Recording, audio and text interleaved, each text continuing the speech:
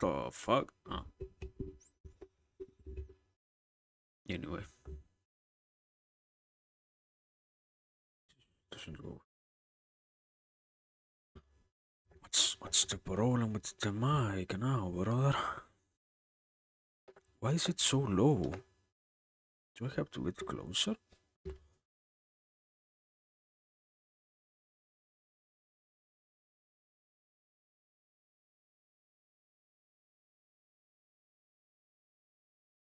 Is is this good? Yeah, this is supposedly good. I should probably try to keep an eye out on this thing. I think it might test. What the fuck? Hello? This works.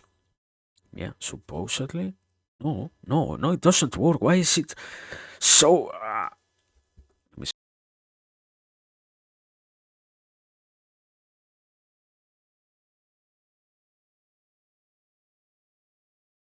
Can somebody explain to me why is the volume so low?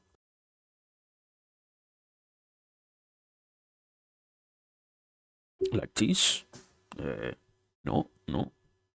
Oh, why is it so low? Anyway, I think I just that thing that you learn in like your first day in school. You learn to enunciate your words. Okay.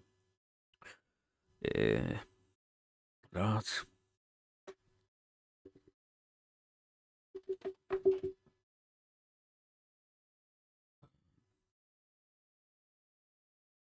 also. Can I? Let me see. Why do I have this open? Close yourself. Thank you. What? Huh? Yeah. Let me see. Does this work? Test? Hello? Yeah. We are so back. Uh, I don't know. I think there are not many more things to do, I guess. I don't know. I don't feel like anything else. I was trying to change this. Let me.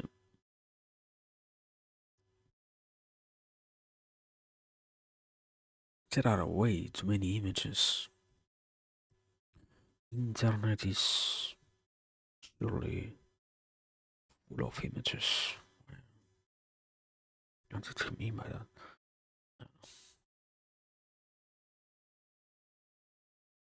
What? What's going on with this image? Why can't I? What's with this? Can I open the image? No. Uh,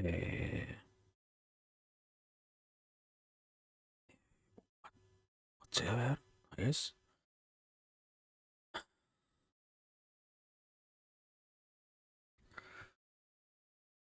this. I can open this one. Yeah. Okay. Also, why is it so? What the fuck? Why does it look like that? Was it me who chopped the image? Why is this so weird?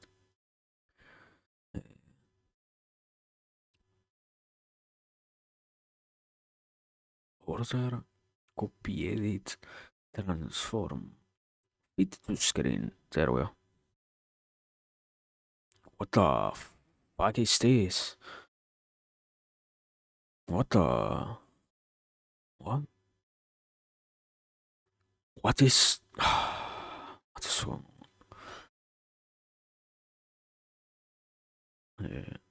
Stretch.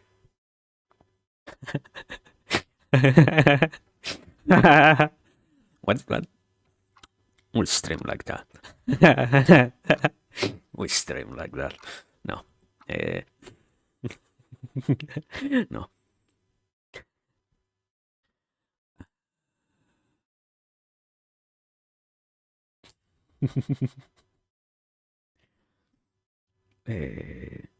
Edit. How? Okay. You know what? Let's remove this image. Why is it so weird? Transform, save, set, hide. What? What is here? Remove. Yeah. And add image. Image. Yeah. Browse. Where are we? Okay. We are where we needed. Uh, what was I going to use? This one. I think. Something like that. Basically. Also, what? What was that noise? Also, I'm not. No. I was going to say another thing. Why is video not capturing? I don't know, man. It isn't even video, it's Gaso, but it's all the same. F5. Why is it not moving? What's going on with this? This one works. What? I changed. Okay. Anyway, there we go. Now we're properly here, I guess. Um, I should try to have. Wait. I have my own volume too high. Anyway, there we are. Am I missing something? Am I needing to do? I think not. Uh, yeah, I think we're fine. Anyway, what day is it today? Yeah, are we on the correct page? I think I don't remember that. Yeah, we are exactly where we left last time. What? What am I here? It doesn't want to charge. There we go. I don't know. I don't have. We have like a lot of time, so let's try to speed up this thing instead of something funny. Let me say like this. Something funny that happens that I have seen is somebody says I am going to read, and they take like I don't know 40 minutes before actually reading. That's incredibly annoying. So yeah, no, we we we are reading, so we are doing this. We are not talking about anything else. Yeah, thank you. The issue, I guess, all I can say things before we actually start. Probably I tried to be well rested, so I don't think it will be that hard to interpret anything. I think so. I have been particularly talking about things that I have been reading myself and whatnot, and one of them has been Summa Theologica. It has been quite fun to do that. So I think why am I saying this? Because it's quite a good book to learn about arguments, argumentations, and modes of discussing things. I think so. It's useful as a way to be more articulate with critics and responses, replies, and whatnot. So yeah, I hope it helps in any way. That I don't truly know. Maybe it does. Maybe it doesn't. It's more than anything else, I guess, based on how much we can actually make usage of the thing itself that is known rather than just the notion that we might know something. Let's say it like that. So yeah, that's basically just that. I think anything else? No, I don't think so. I I believe one of the things that happened was I missed something. That's what I should do. Yeah, that's the first thing I should do today. Now that we are actually here. Uh, on reading the Mahabharata, where did we even live last time? I don't remember. I think it was after a fight, after they were somewhere, they went somewhere, something like that. What's the context? Let me rapidly go through this. Three what? Yeah, I think it was there with. I don't know if it is directly a god or the incarnation, the physical incarnation of one of the many gods, and they are basically just getting to hear one of those many stories that this guy knows. That's the particular context of this. Mm, Nothing else was really going on. So far right now, it's the Pandavas, the good guys, are getting ready to fight the bad guys, basically the Maruts, something like that. So yeah, that's everything that actually matters for us. Besides that, yeah, I don't know, the thousand different side stories that exist within the text and whatnot. So those are interesting, but anyway, not all that important to the main narrative, I guess. Yeah, now I say it. Yeah, as I was trying to start, I know I forgot something. I don't actually remember now what was it, but I remember I was thinking about all of one of these many paragraphs. I kept thinking about it. I remember I said a lot of things, and I remember I went through a lot of information. It's this one. I think it's 137, 36. I don't know. 182. Okay, I'm fucking lost.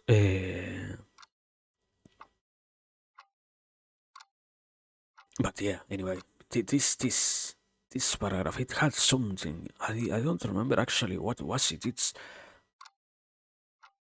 It was quite a complex analysis, not because itself the text was unclear, but rather because there are many ideas mentioned that deserved to be analyzed on themselves, while also having to acknowledge that sadly it's quite impossible to properly stop at everything. The choice of deciding to focus on anything makes it so that we end up, so to speak, letting other parts of the text go for the sake of just saying any one particular idea. But yeah, it was. Let me try to see. I don't believe I will remember at this point. It has been like a week actually since I last thought about it. So yeah, it was something. I guess I don't know conclusion that I can actually say. Probably try to read the books. There are way too many things to see with all of this that can lead to unexpected corners of ideas and whatnot. It's just the whole process of trying not just to interpret, but rather to also understand it properly. Not just the process of interpretation within the act of, oh wow, yeah, this actually means this sort of thing, but rather the particular concept of, and I will, instead of doing all of that, I will focus on trying to identify the main points and using it to construct any other idea more in a more finished form, if we can talk about ideas in that way. But yeah,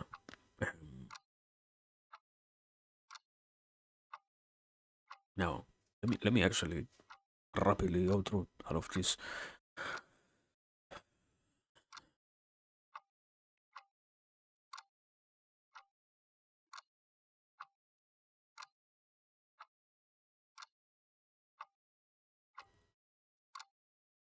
Okay, yeah, I kind of remember. It's not exactly this one, but it's the realistic. This is another of the ways, or the, yeah, of the, what is it, streets, avenues that you can take when trying to analyze this stuff. Um, I remember that I covered it. I think the last time I tried to use it was 5, 6 reading sessions ago, so or so, because it it requires a lot of abstraction from the main content of the text. That's I think the biggest issue. You're not already talking about the people that you're seeing or the situations that apply to them or any of those things. It's more of a figurative way of using a speech and whatnot, and making it all more allegoric in a certain way. So yeah, assuming that, Kira,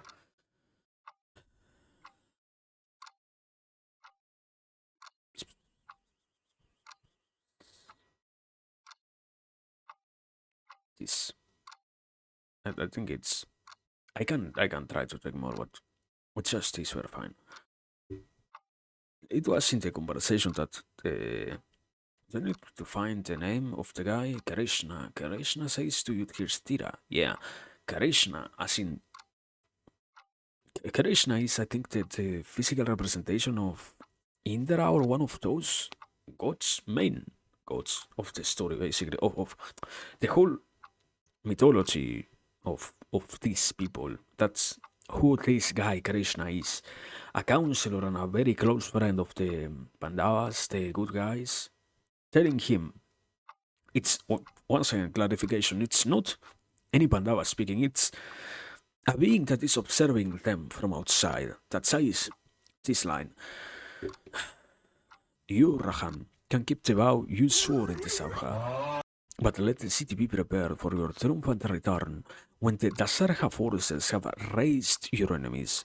Live wherever you please. Visit all the places you want to see. Be rid of your grief and wash away your sins. You will go to Hastinapura and rule from there. The, I think, yeah, not I ended editing, I just edit this. Uh, Once again, assuming, before I forget, uh, thank you, Bonghai, for the follow. Welcome. Continuing. Before, assuming that all of this is an allegory and not just a direct addressing to the the Pandava in question, Yudhishthira, what this is trying to say is you, as in this interpretation of you are not see is not used to refer to the subject of the. Thank you, thank you. I hope then it can be useful. I guess. Have have a very good time. I don't know. We just started, so it takes some patience. I guess. I hope I can explain it properly. I guess I don't know. I don't say it that much, but assume that you can always ask stuff if I say weird things or things that might need more explanation. Anyways, on the interpretation that might be allegorical, what we are talking about here, this particular paragraph, is just without any other context, you can understand the idea of because the Pandavas are the good guys, we might as well take this concept of in many ways, what an story constructs is a main character which is used to identify oneself with when we are the reader, so to speak. The main character tries to portray the characteristics that allow the reader itself to identify themselves with what they are seeing. In this case, the Pandavas are good people who most human beings try to align themselves with. That is one of the many ways in which even more sacred texts talk about concepts related to anything that is in a certain manner associated with what we can understand as or yeah or the ways in which ideas are contained, so to speak. Krishna, a god, a deva, is talking directly not to the Pandava in this case, but rather to the reader. I guess it's a sort of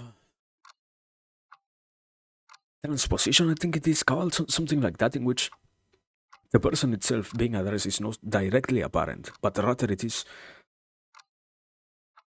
something that you realize is there, is being present in the text just because it isn't being directly addressed. It's like, I remember the metaphor of the, the, the moon was like a full, the full moon looked like a wheel of cheese, something like that to represent the yellowness of the moon in this case, once again. Um, the Yudhishthira becomes who we are in the interpretation of this. Now, properly saying it, Yurahan can keep the vow you swore in the Sabha, but let the city be prepared for your triumphant return when the Dasaraha forces have raised your enemies. First sentence, I guess, is in a certain manner. The person who gets to prepare themselves to properly try to accomplish, in this case, that's the issue. The Mahabharata doesn't talk about anything that is related to revenge, it's more like I remember just recently having heard about this subtle but important differentiation between righteous indignation, something like that. It's the person who can properly utilize their strengths to get revenge, sorry, to solve the issues that they had with someone in the past, gets to be not just properly received by everything else that is accompanying this particular effort, but also is, in a certain way, yeah, somebody who can properly maintain themselves. The issue, I guess, is being capable of main. It's not maintaining. It's sustaining this proper righteousness to not fall prey to any other temptation that this whole idea of karma, dharma, and whatnot that the Mahabharata uses to talk about how we are aligning ourselves in life. That part is the main concept of, yeah, if we can actually survive the process of purifying ourselves for a quote unquote battle, which means the resolution of any kind of conflict of this sort, we can actually find it feasible. And also, why I decided to go back into this one particular line is live wherever you please, visit all the places you want to see, be rid of your grief, and wash away your sins. It talks out the process that I think of healing, being capable of getting oneself outside of what is the main stage of, I wouldn't say, yeah, anger is not the proper term, uh, nor it is grief, it is negative emotions that arise from any situation which might indignate the person. That's why also, in a faster analysis, that's why also all of this Canto talks about how the Pandava, who mm, becomes the representation for the self, was so indignated, righteously indignated, because of the things that were being done to the woman of the Pandava, basically. And why, to some degree, it is correct to be like that. Because that's also the issue. Not an issue, just the reality here. It switches quite a lot between direct propositions that can be interpreted as a universal. There are other lines that do apply generally, but others that you have to try to understand from the outside perspective, so to speak. But no, yeah, I think that's the basic concept of that line. I think so. Yeah, everything else is to some degree, as I was saying. You will go to Hastinapura and roll from there is also the continuation of, yeah, after finally being capable of subduing the issues, killing the language is killing the enemy, but it's even used here. Uh, Also, wash away your sins and be rid of your grief. It's in a certain way not even associated with the destruction of something, but rather with the transformation of a certain issue. That's why I find it more of an allegory than any other thing, or that thing of both an allegory, a metaphor, and whatnot. Um, continuing. That's something that I wanted to point out from there, anyways. Um, I remember I had something to try to say. It just I just need to pay some attention, some a little bit more, I guess.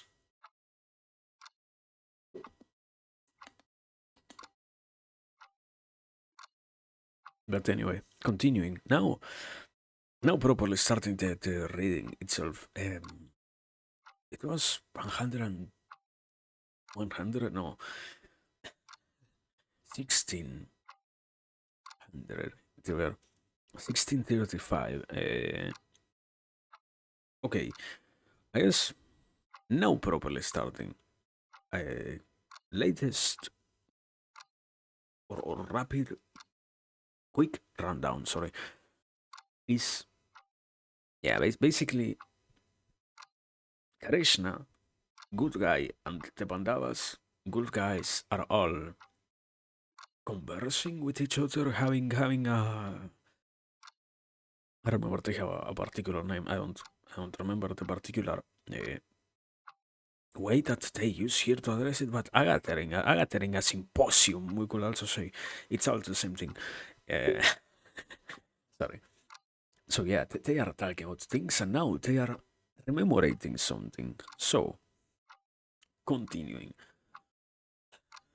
let me read this canto. Canto 184. Markandeya Samasya Parva continued. Markandeya continues, I will tell you more about the glory of the Brahmanas. The Raharishi Banya was once performing an Aswamedha Yagna when Atri decided to go to him for alms. However, later, Atri of Shining Texas renounced his desire for wealth and wanted to live in the forest. He called his wife and sons together and said to them, we will attain perfect tranquility and fulfillment if we live in the forest. I hope you will agree to live like that and earn spiritual merit. His wife, a woman of Dharma, said to him, go to Raharishi Banya and beg him for wealth. The royal sage is performing the Aswamedha Yagna and will give you what you ask. Once you have the wealth, you can distribute it amongst your sons and those who serve you, and then go wherever you please. Men who are wise in matters of religion say that this is the highest Dharma. Atri replied, Virtuous one, the exalted Gautama has told me that Banya is a pious man devoted to truth. But there are Brahmanas in his asrama who are jealous of me, so I had better not go to Banya. If, while I am there, I speak pious words that promote spiritual liberation, they will contradict me with arguments that have no substance or goodness. Yet I see the wisdom of what you say, and I will go to Anya. He will give me cattle and riches. Adri of great Punya went straight to Banya's sacrifice, and reaching the Yaganasala, he paid obeisance to the king, praised him with eulogies, and said, Blessings be upon you, O king. You are the best of the rulers of the earth. Sages admire you. There is no one who knows as much about Dharma as you. Rishi Gautama, lustrous Tapasvin, indignantly responded, Atari, you seem to have lost your reason. In this world, Mahendra alone is the foremost of all sovereigns. Atari said to Gautama, just as Indra, the lord of all creatures, controls our destinies, so does this king. It is you whose mind has been clouded by ignorance. Gautama replied, I know that I am right, and that you are mistaken. You flatter the king in the presence of his courtiers only to please him. You have no idea what the highest Dharma is, nor do you feel the need for it. Despite your great age, you're like an ignorant child. While these two were arguing before the Munis who were conducting the yagna, Banya asked, why do they speak so fiercely? Kasyapa, irradiant in his piety and learned in all things religious, approached the disputants and asked them what the problem was. Gautama addressed that assembly of great Munis. Listen, O the Gautamas, to the point of dispute between us. Atri says that Vanya is the ruler of our destinies, and I doubt this greatly. The sages went to Sanat Kumara, who was a master of Dharma, to clear their doubt. This sage of fathomless spirit heard about the dispute and, in words laden with significance, said to those sages, the power of our Brahmana combined with that of a Kshatriya is as potent as the fire fanned by wind, which burns down forests. It can consume all enemies. Like Indra, the king is the giver of laws and the protector of his subjects. Like Shukra, he establishes the code of Dharma. Like Brihaspati, he is a counselor. Therefore, he is indeed the ruler of men's destinies. Is there a man who thinks that he is above worshipping Prajapati, creator of all beings, or Virata, royal emperor, or Kshatriya, lord and protector of the earth, ruler of men? Because he is the lawgiver, the king, uh, comma, because he is the lawgiver, the king is the guardian of the order of the Varnas. He is the upholder of honor in battle and the keeper of peace. He is the ever vigilant, the contented, the sovereign, the guide to spiritual bliss, the easily victorious, Vishnu like, and of effective anger. He is the winner of wars and the embodiment of devotion to Sanata Dharma. The rishis entrusted Kshatriyas with temporal power because they were afraid of committing sin. Even as the sun destroys evil in heaven, the king burns sin on this earth. The king's greatness is confirmed by the Shastras, and I must rule in favor of those that give praise to the king. Greatly pleased, Banya said to Atri, who had praised him, "O illumined sage, you have declared me the greatest and most excellent of men, and compared me to the gods. I will give you vast and varied world, for to me you seem all-knowing. I will give you, O well-clad and well-adored one, 100 million gold coins and 10 barras of gold." Thus fettered, Atri of the stern Tapasya and vast spiritual power humbly accepted all the gifts and returned home. He gave the world to his sons and went carefree to the forest to live to live the life of a sannyasi. Okay, uh, canto, what are we on? 184, I think? Yeah, canto 184. There we go.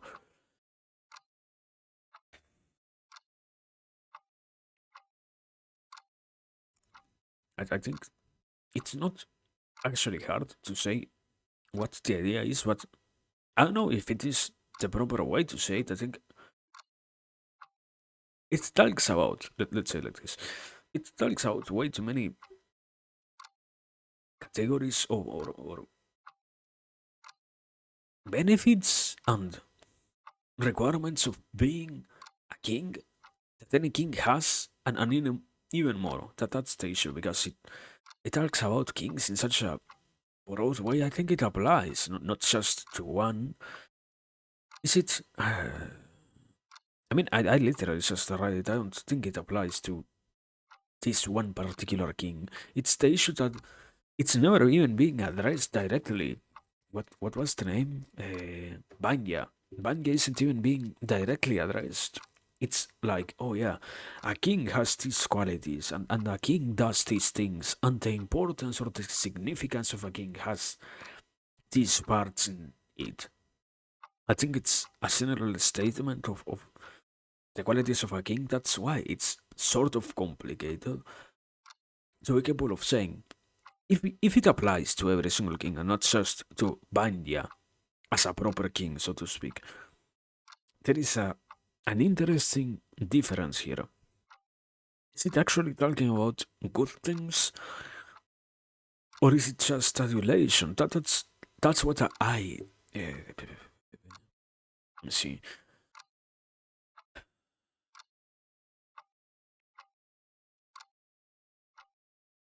Battery of the stern tapasya.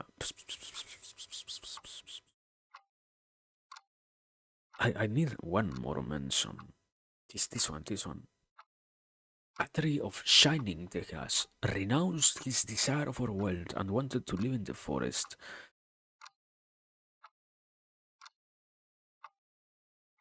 I think, yeah, it's just not coming from the side of adulation or flattering for the sake of being a flattering denomination, but rather from the idea of one of the many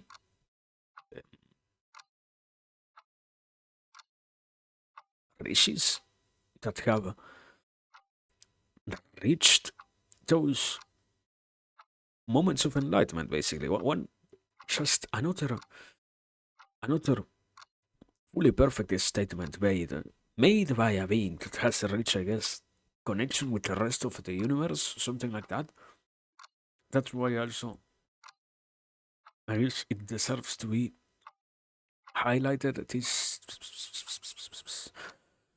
what is it? Um, this I will give you vast and varied wealth. For to me, you seem all knowing. I will give you, O well clad and well adorned one, 100 million gold coins and 10 barras of gold. I think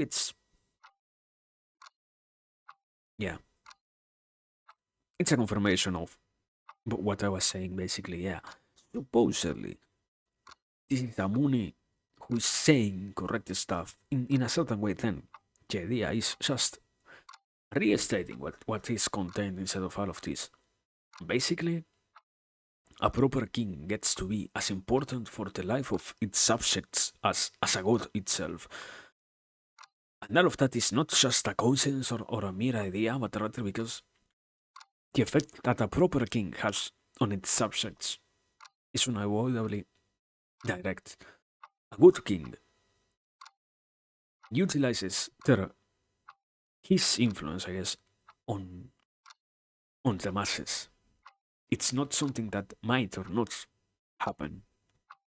Kings unavoidably rule in a way in which they alter the lives of their followers. I think so.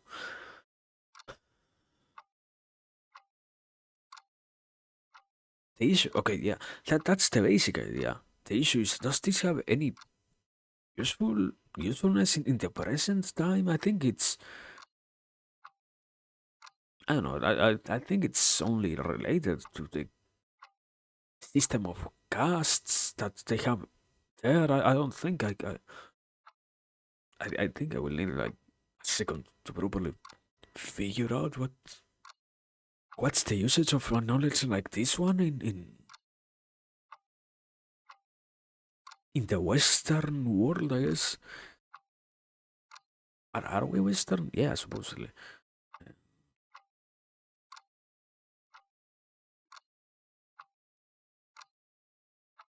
What's this, brother? What does this mean? In our context, what does that actually mean? The the human who gets to exercise their choices in life is as equally important as a deity? Something like that. I mean, it talks out some. I think it isn't directly being mentioned here, but it's lucidity. The proper or the key word will be lucidity in actions is what makes things be important here. Eh, b- b- b- b- b-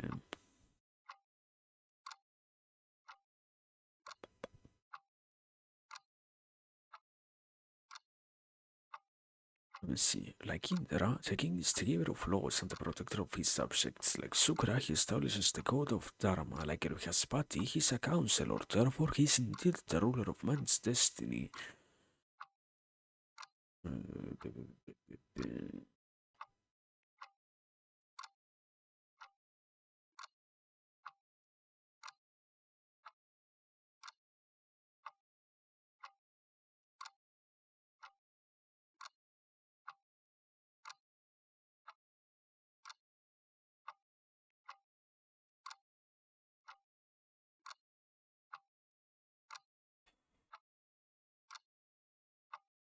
Yeah, I think it's complicated. Unavoidably, it's complicated because we don't get to apply that directly to us. But yeah, even so, once again, I think a minimally approachable side of an interpretation might be something along the lines of, yeah, any kind of individual who gets to exert their liberties in their own lives gets to be as equally important as any other being that might as well be classified as a deity, not because they are unavoidably just being called deities, but rather due to how, in the moment in which actions are taken, lives are unavoidably changed and altered in directions, so to speak.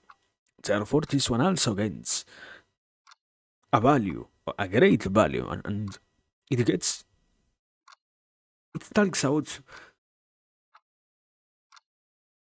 admiring and properly observing and being capable of identifying and almost revering to all of these things from the outside. I think from an internal perspective, it is along the lines of we gain the possibility of realizing that yeah, not only there is something interesting going, but also the situation which is happening and which the individual has decided to involve themselves in gets to be modified just because the person is actively acting inside of it. It's something. It's this idea of recognition that leads to action. That's why I guess it it requires that sense of admiration or something like that. I think I don't know, but yeah. At the same time, nonetheless, this is like an incredible stretch. As I said, this doesn't address at all anything related to normal. Normal, they are also normal for them. Uh, to what we consider average people. We don't have kings and such positions. So yeah, that's just interpreting what is said here in a different way. But anyway,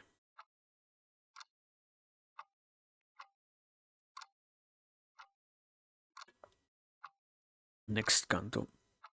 That's literally just the first one. Anyway, this space, I guess. Oh yeah, I didn't say that. I didn't say that. I think we can be here for like how long? 2 hours, three, four, I think, so something like that, probably. It's a good one, so yeah. Continuing. Canto 185. Markandeya Samasya Parva continued. Markandeya continues. O conqueror of hostile cities, listen to what Saraswati said when the illuminated Tarkshya asked her about how a man may acquire punya through his actions.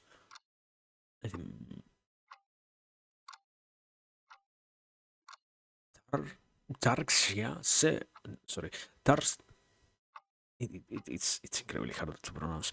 Tarkshya asked, Great Devi, what is the best thing for a man to do?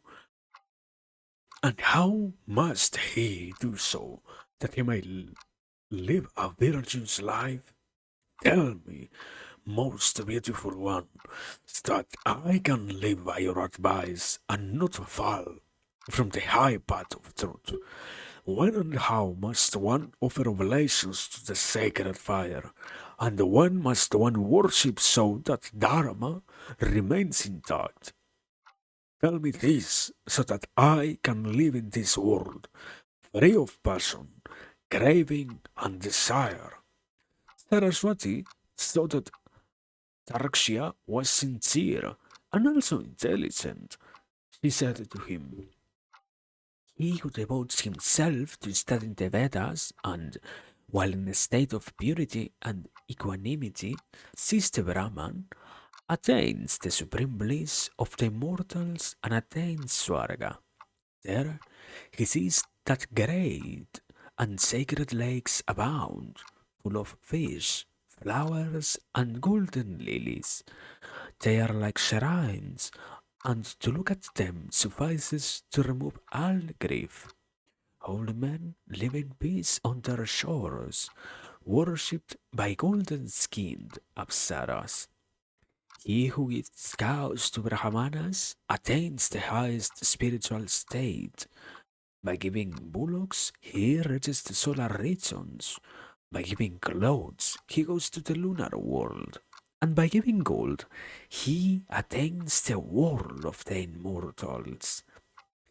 He who gives the beautiful cow with a fine calf, and plentiful in milk, and which will not run away, will live in celestial realms for as many years as there are hairs on the body of that animal. He who gives a strong, powerful young bullock that can pull a plough and carry heavy burdens reaches the realms attained by men who give 10 cows. When a man bestows a how do you say that?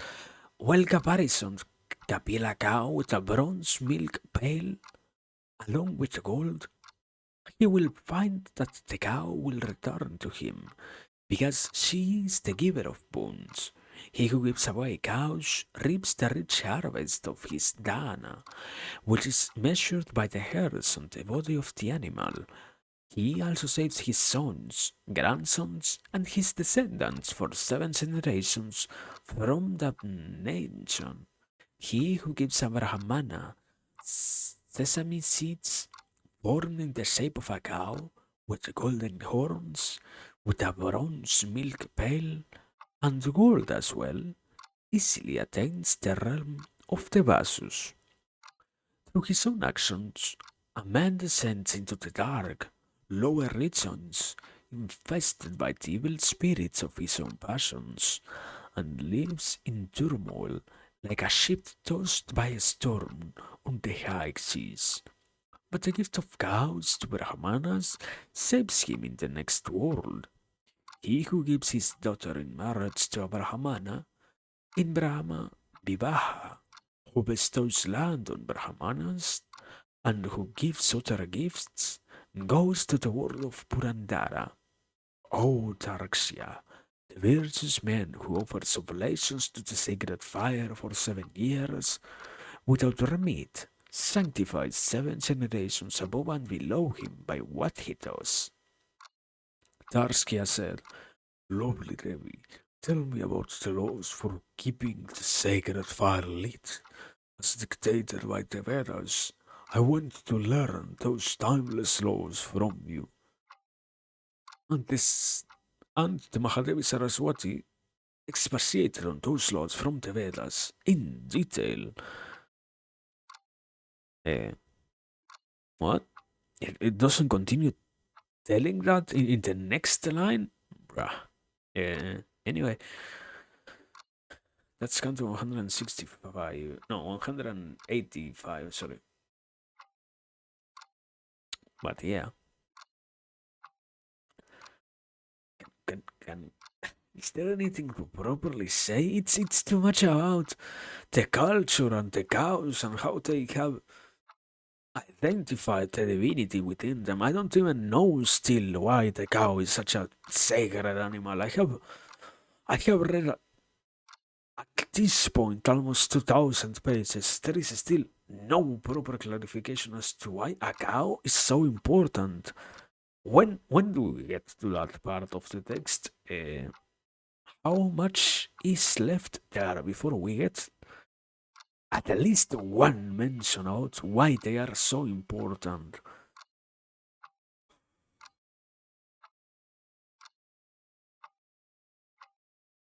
It is I need to understand that.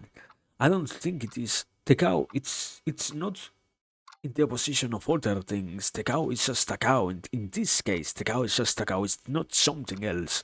It's not something that you get to think about without believing that you are talking about a cow. It's the cow is just a cow in this case, yeah. But what does the cow represent? No, no. What does the symbol of a cow represent in the existence of that? Why is a gift to a Brahmana? Brahmanas, okay. Let me try to do the reverse or the inverse work. The Brahmana is the most sacred and aligned with virtue kind in this whole arrangement of societies that they have there. And because of that, we get to be talking about them in this particular story about all of the important gifts that anyone.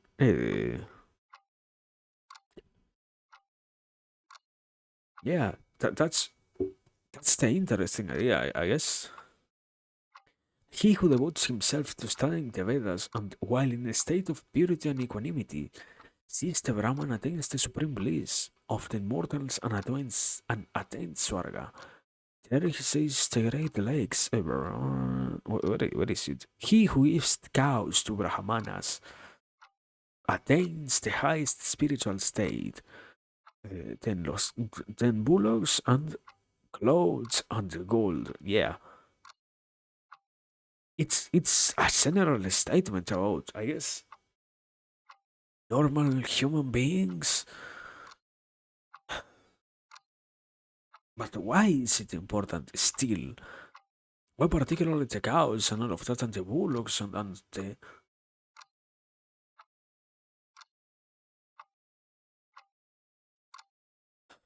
I think what I can the only particular explanation that I can give it is in a in a I think this is not philosophy, this is more like anthropology, sorry. But in a place like India, where it was tradition or part of their own mythology to have incredibly big families, a cow is an incredibly important animal.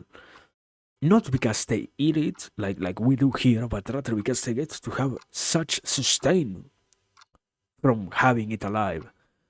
The resources that a cow generates are utterly important. I think I don't even remember this properly. I think it's something also related with how even the feces of a cow are important in areas like those because they don't get to have proper soils without those particular influences, external influences of that sort of animal. It's something that has to do with even that degree how their whole cultures sort of depend on the existence of such animals.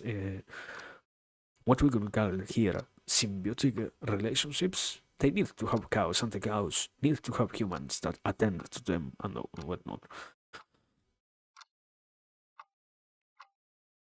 Even then, that's like too inhuman.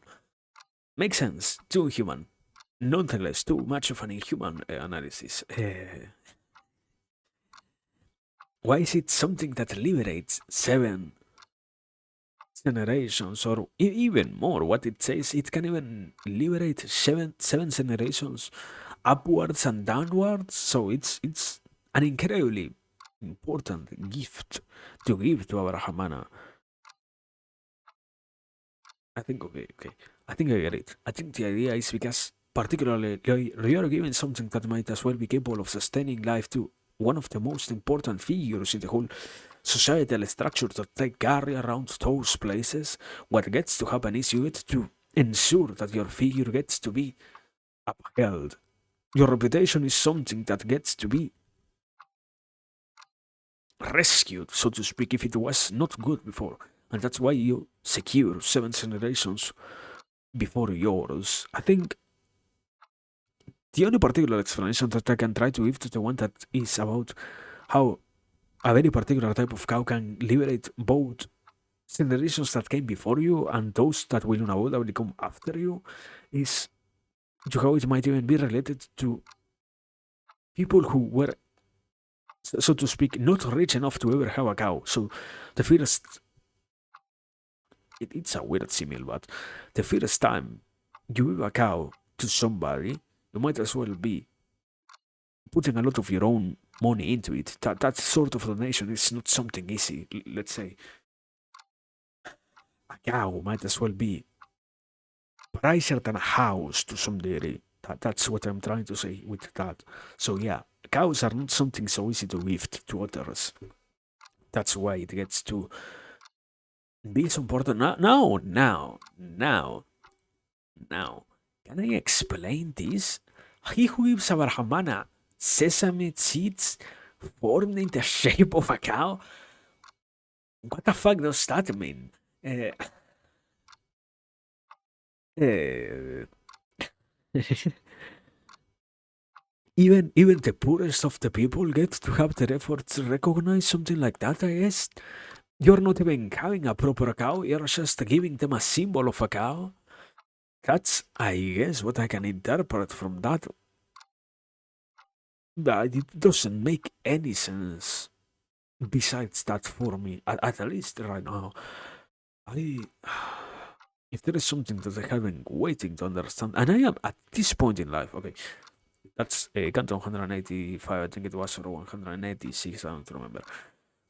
Continue. What I was trying to say. One of the many things that I have gotten to experience at this point is I still don't fully get why cows are such sacred animals. That's why it's so hard to wrap my head around some of these concepts, I guess. I and I don't know. I know at this point I can call myself a little bit more uh, a connoisseur, I think it's said, of the Indian and Hindu religions and whatnot. And something that does not happen is I get to understand what why the fuck a cow is so important and why the hell do they place so much importance in the cows themselves in this culture. I don't know, brother. I am yearning for that. I think, I guess, yes, as a personal admission, I should probably, at this point, properly examine that by my own. I think it won't be said. I think it's certainly one of those I unpronounced or unspoken knowledge. They know that they have to praise cows, but they don't explicitly mention why. So I don't think I will find it if we keep reading all of this. But anyway, it doesn't mean it doesn't mean that that's it. It just means that, yeah, I by next time I should probably try to read a little bit on that. I don't know. I get to have many other symbols. Let's say like this: many other symbols in the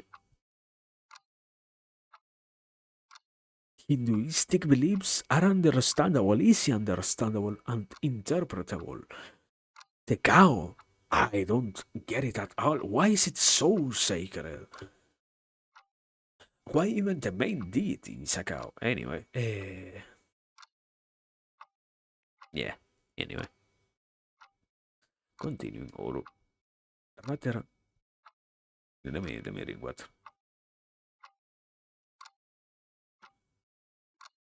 Now continuing. Canto 186. Markandeya Samasya Parava continued.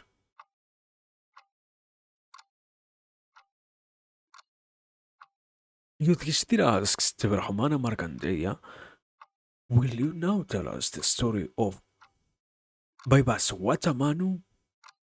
Markandeya replies, and there was a great rishi named Manu. He was the son of Vivaswan and was equal to Brahma in glory. He was stronger, more powerful, wealthier, and more spiritually disciplined than his father and grandfather. Manu performed the most stringent tapasya in the forest of Badari trees, known as Visala.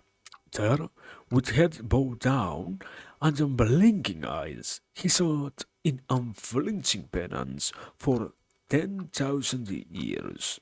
One day, while he was at Tapasya, wearing wet clothes and matted hair, a fish swam up to the banks of the river Chirini and spoke to him. It said, Rishi, I am helpless. Sorry, I am a helpless little fish and afraid of the larger fish. Will you be my protector, great and pious sage? Since big fish devour smaller ones, will you save me from drowning in this river of terrors? I will repay you for your help. Vaivaswatamanu was overcome by pity, and he took the fish out of the water with his hands and put it into a clay water pot.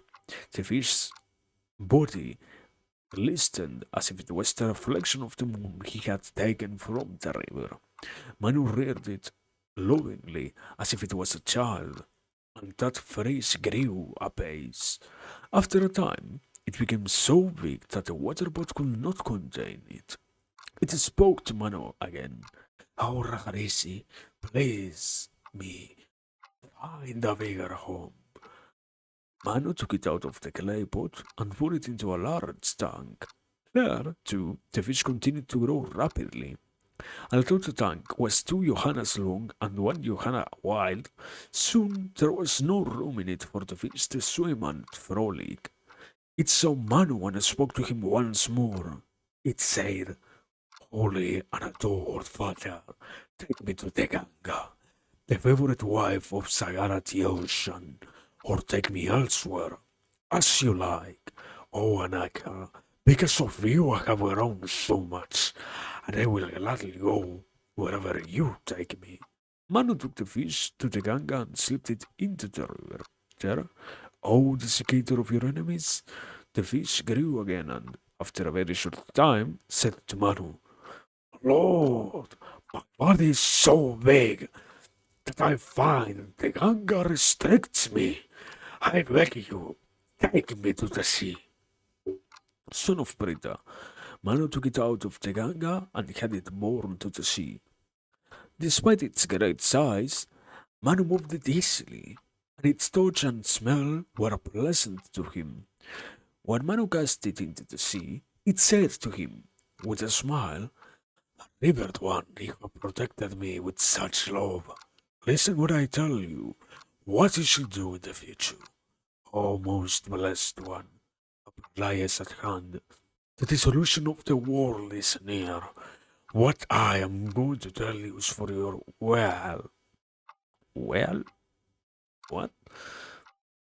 Mobile and motionless creation faces doom. You must build a strong, vast ship, tie a long rope to it. O Mahamuni, you and the Saptarishis must take all the seeds that the Brahmanas of antiquity listed, preserve them separately and carefully in this boat. In it, you must all wait for me and I will appear to you as a horned creature. That is how you will know me. I leave you now. Do as I tell you, because without my help, you cannot save yourself from the Palalaya. Manu said to the fish, I will do as you say, great one. They both went their separate ways. Manu procured all the different seeds, as the fish said, and set sail in a most excellent ship on the billowing sea. He thought of the fish. Knowing his thought, the fish appeared before him, with horns on its head. Purusha Viagra. Manu saw the horned fish rising from the ocean like a sculpted mountain, and he lowered a noose around its head. Yoked to the ship, the fish easily towed the craft through the salt waters and took them across the roaring, heaving sea. O Parantapa, tossed by the tempestuous ocean, the vessel reeled like a drunken drum. There was no land to be seen anywhere. There was only water. It covered the sky and heaven too. And, oh, bull of the Maharajas, when the world was inundated, none but Manu, the seven rishis, and the fish were visible. What we reading? Mahabharata. Good evening. Welcome, Torne. Hope you're fine. Ran. The fish untiringly pulled the ship through the flood for countless years, and then it towed the vessel towards the highest peak of the Himavat and told the rishis to tie it to the summit.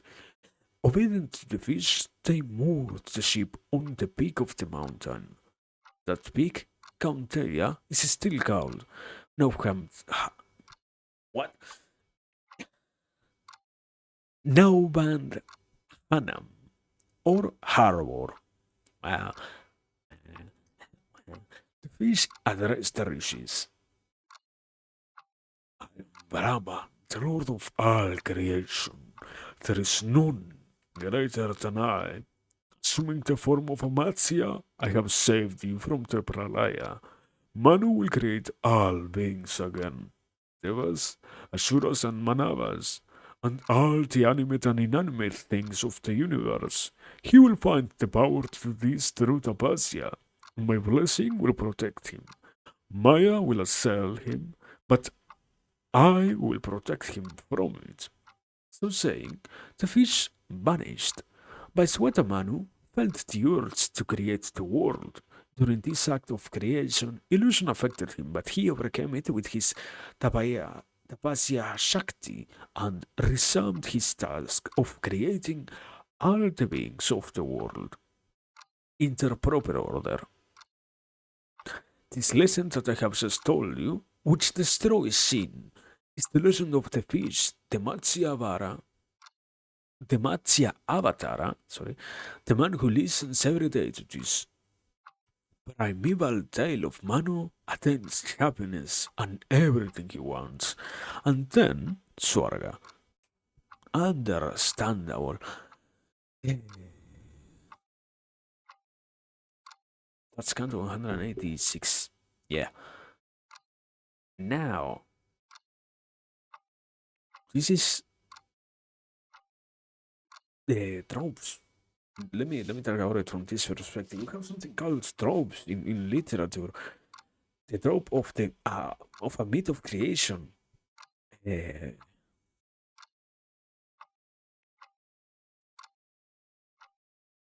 but I don't remember having read about that. Let me say from that.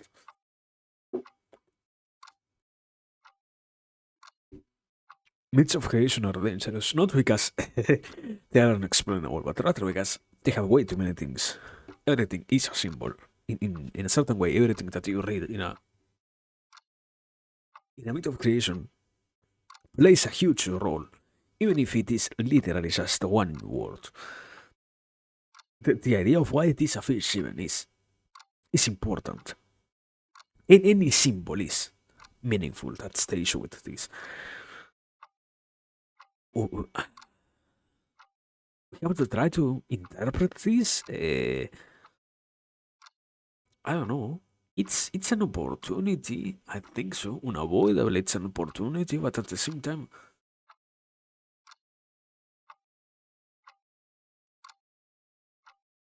these stories are incredibly dense to properly analyze. I guess just right now. I will hope we get a more proper reading of it in a different passage. This idea of sometimes you read the same story through like 5 or 4 different lenses. That is what I'm hoping for here. So yeah, I don't know. I, hmm, it's kind of complicated. I guess it's kind of complicated. Let me let me try to find a way in which I can say it rapidly and not spend so much time with it.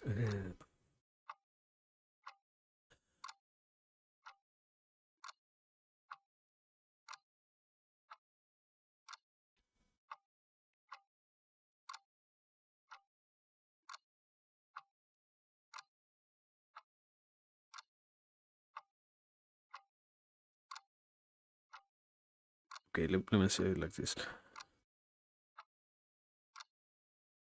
This is one of the many myths of creation. What is important to begin with when we are trying to talk out of this is unavoidably the difference between how the,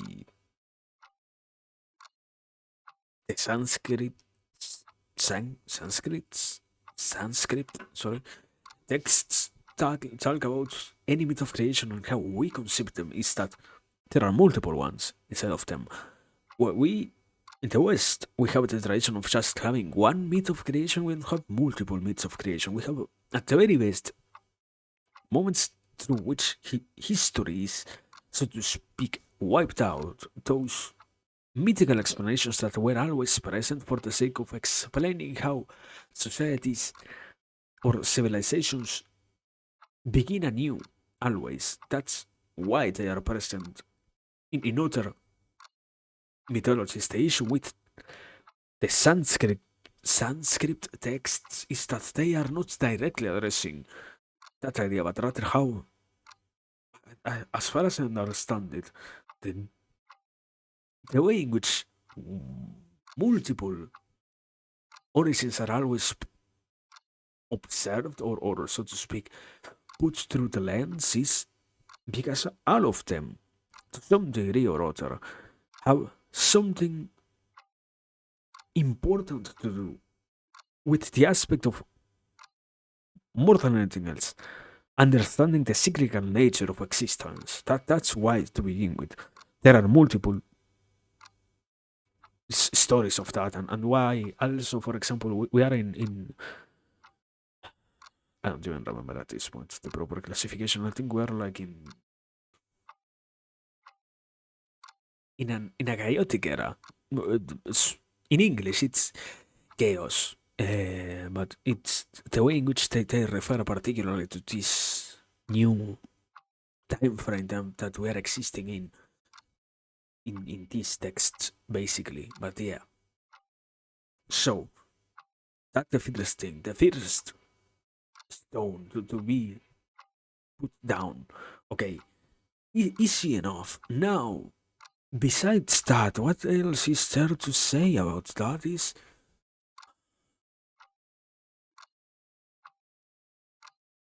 I think it's complicated from the perspective of trying to properly get.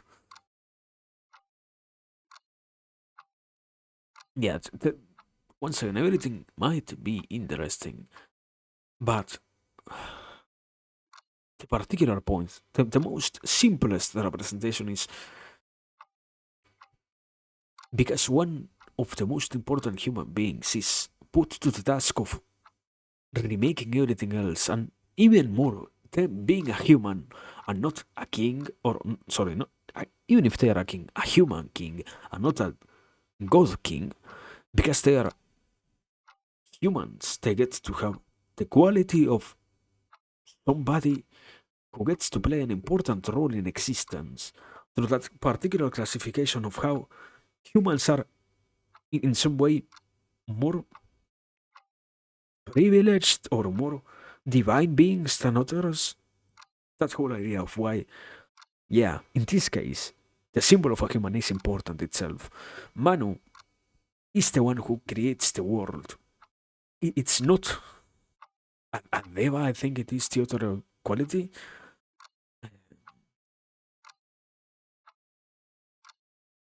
Yeah, yeah, yeah. Yeah, because Manu was literally a Rishi, a normal Rishi. That's that's the basic starting point from that. How, in this case, this is, I don't know, it's easy way out. Incredibly easy way out of this situation is, oh yeah, a lot of bridges are argumental bridges, but uh, Atman, was it? Atman created, or it wasn't that one, right? What was, who was the fish? Brahman. Yeah, sorry. Brahman assists a human in creating the world. This is a world created literally by humans because the humans have so much influence in the world. You can unavoidably talk about the influence of human beings. And because human beings are the ones who created it, they might as well have become the most important beings themselves instead of they having to pay attention to gods. And if that is the case, uh, once again, I said it, many logical conclusions after that, God is there. Eh, the loss of importance of God is a consequence of Brahma making humans be their own creators, something like that. Does that make sense? I get the idea that I am saying. Is it at all reasonable? I don't know. To some degree, this whole text is unreasonable. I don't know, man.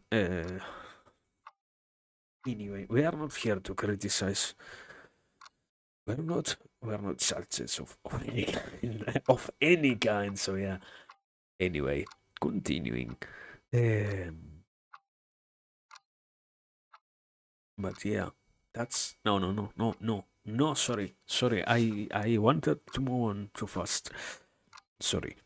What's then? Yeah, humans create this new world. What are the seeds? At the very least, I want to say, what are the seeds? The seeds, the riches. Why are there seven riches, brother? Seven riches in particular. What's the point of that? Why seven? Why not more or less?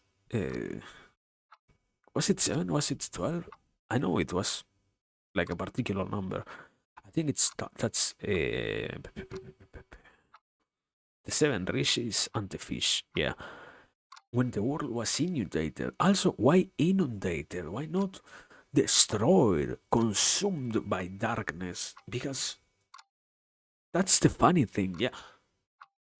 Ah, okay. I think I have it. I think I don't know. I have to play way too much with the ideas of these people to make them sound reasonable. Why don't we have a commentator Mahabharata? I literally don't need to think by reading that. Give me a commentator one. Anyway, uh,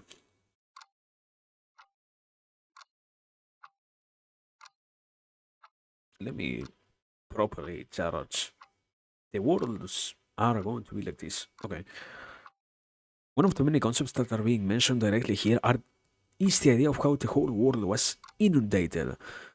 I think it was by Yama, something like that. I don't remember exactly. By one of the deities, basically, and how it needed to, after being flooded, it was then drained of it. And what happened was, what we read already. Manu recreates the whole of humanity after being the sole survivor next to the races and whatnot. What happens from all of that is the symbol. Manu and Manu and the riches are not as important. Once again, there are seeds. The seeds that Manu needed to carry to.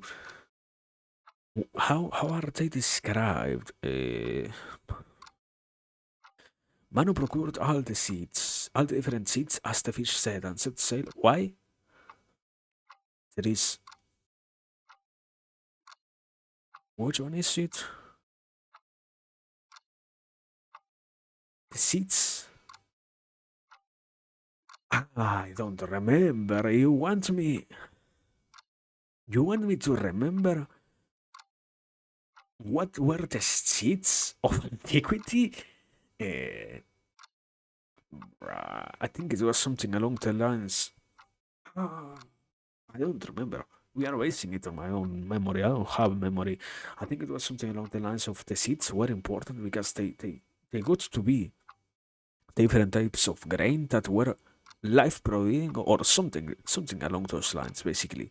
That the people there saw as important and useful, and they therefore utilized in ways in which they allowed themselves to keep on existing, persisting, something like that. So yeah, basically, with all of that being said, the point gets to be reinforced of because the world was inundated. What happens is, or was flooded or something, is everything is full of water.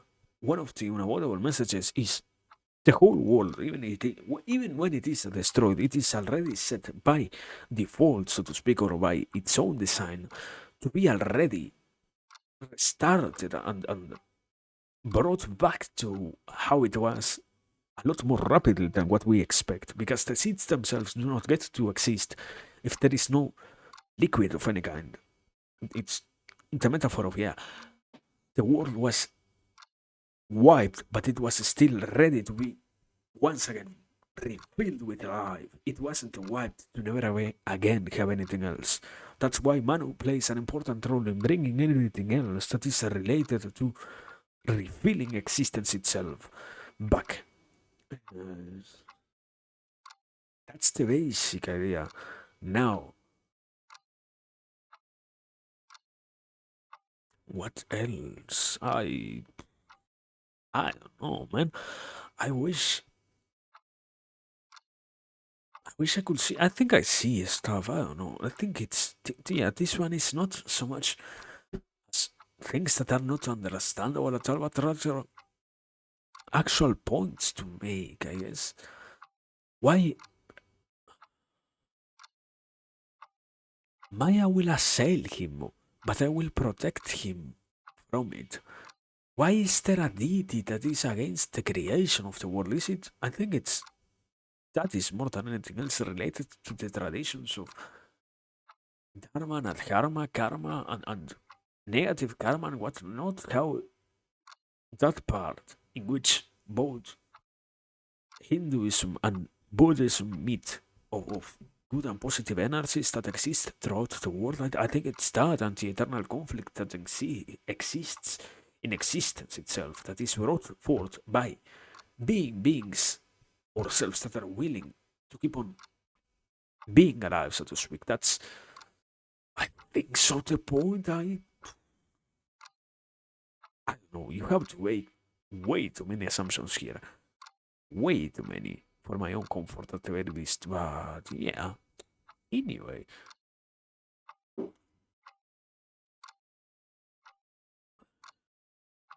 nonetheless, Canto 187, Markandeya Samasya Parva. Continue. Yudhishthira humbly asks the illustrious Markandeya, Mahamuni, who have seen many thousands of yugas, best of Mahatmas, there is no one in this world who has lived as long as you, other than Brahma of the fathomless mind, who lives in the holiest of realms.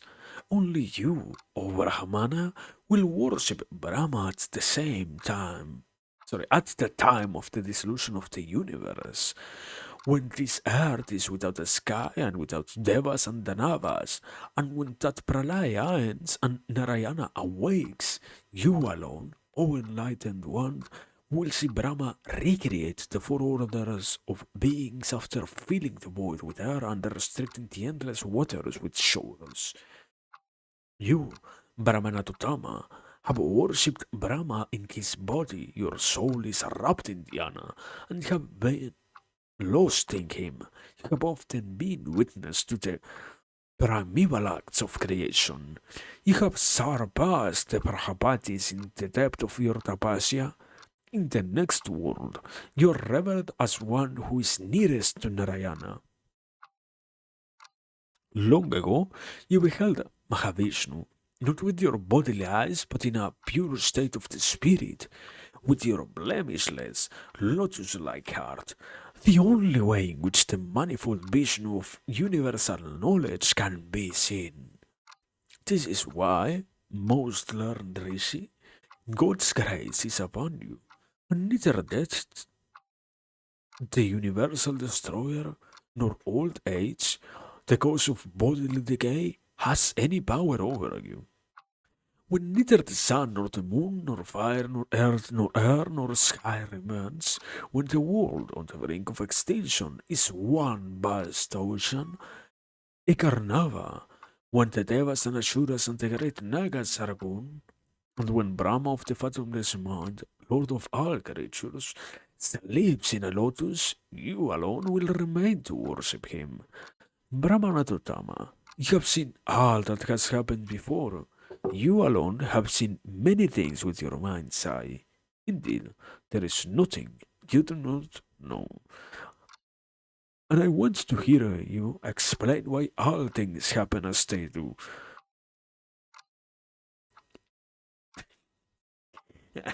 Easy question. And Markandeya replies, I am happy to tell you what you want to know. First, I must worship the Svayambhu Svayambhuva, the self-existent, primordial being, who is undecaying, indestructible, and inconceivable, and who is Saguna and Nirguna, both possessed of and without attributes. Anardana, who wears golden raiment, this Pitambara is the creator of is the creator and mover of all things. He is within and outside all things, and he is the Lord of all. He is also called the Great, the Incomprehensible, the Wonderful, and the Immaculate. He has no beginning or end. He pervades all the world. He is constant, unchangeable, and ageless. He is the creator of all, but is himself uncreator. He is the source of all power.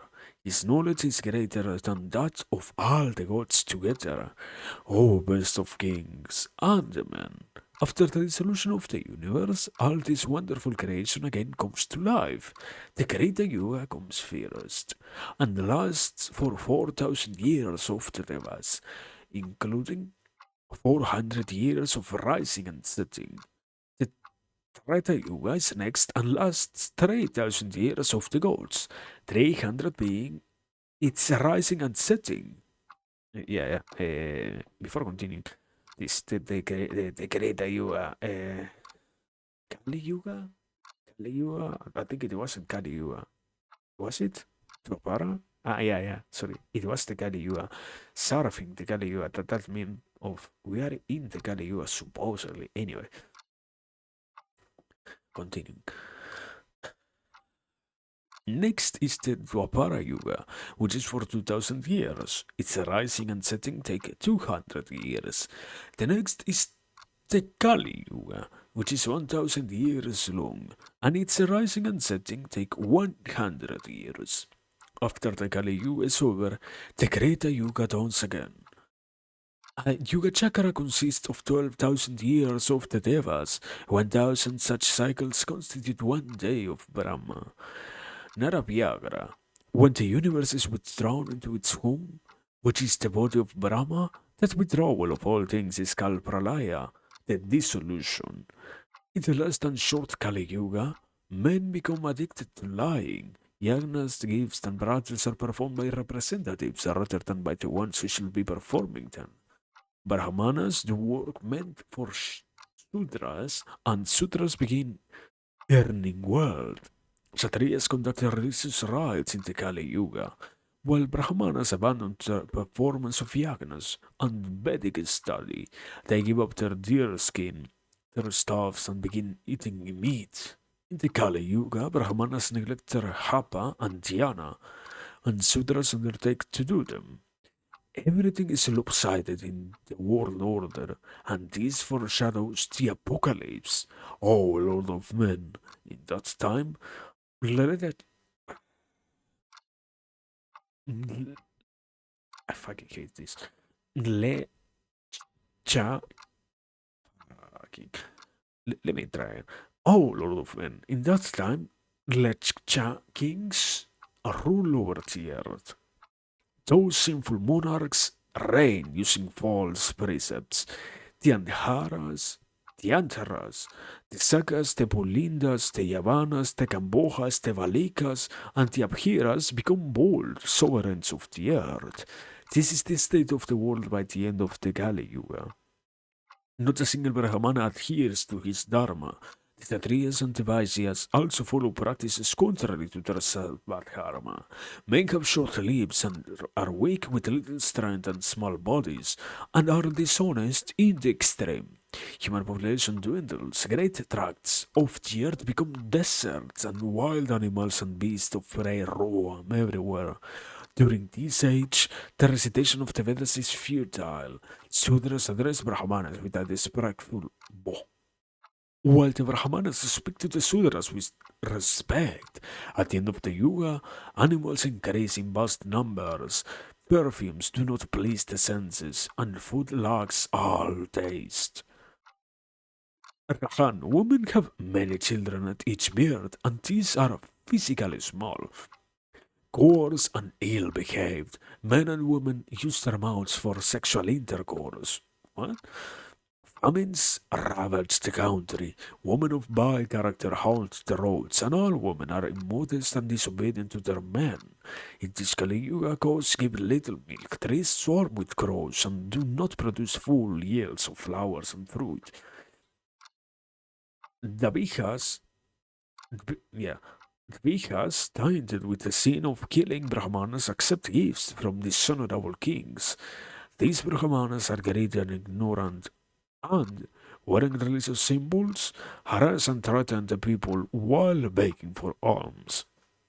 Grihastas, householders, find the burden of taxes impossible to bear and resort to deception, and the basest Brahmanas don the garb of ascetics.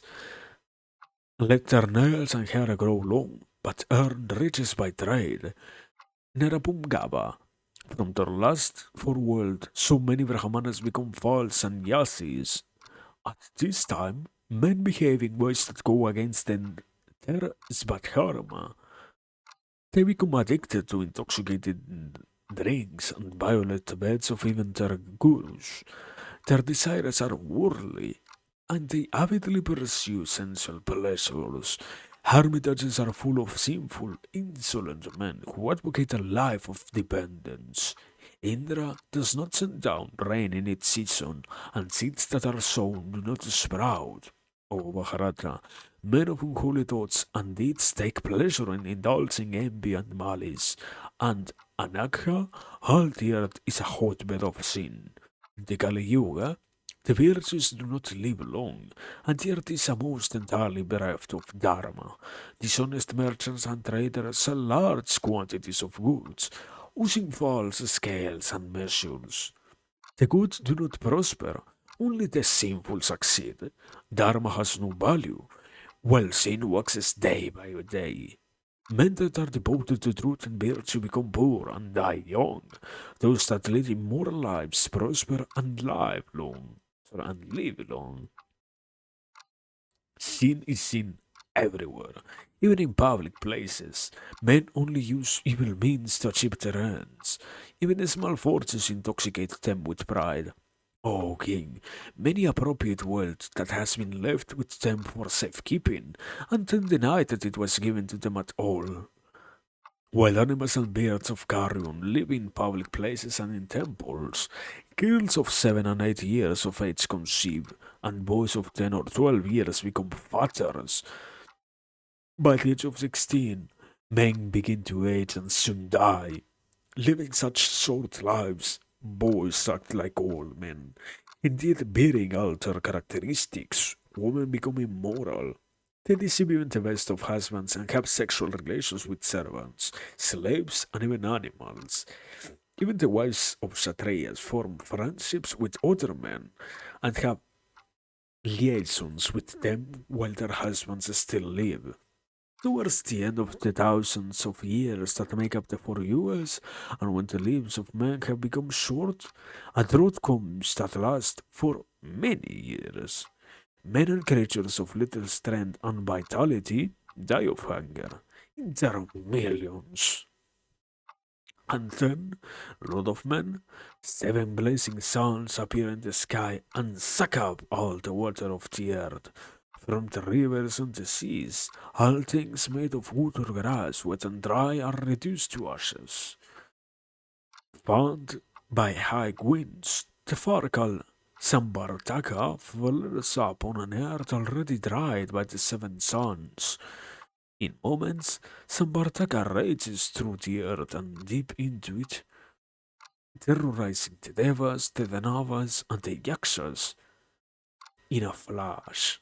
The fire destroys everything upon and below the earth's surface. Sambartaka, found by ill winds, consumes the world. All the hundreds and thousands of Yohanas, lordly in its power, and blazing in brilliance.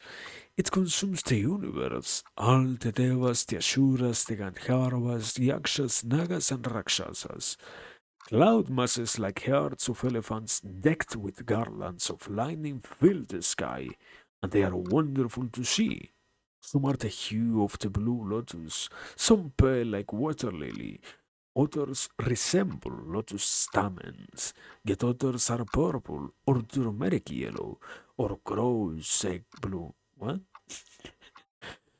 Some are bright as lotus petals, and some red as vermilion.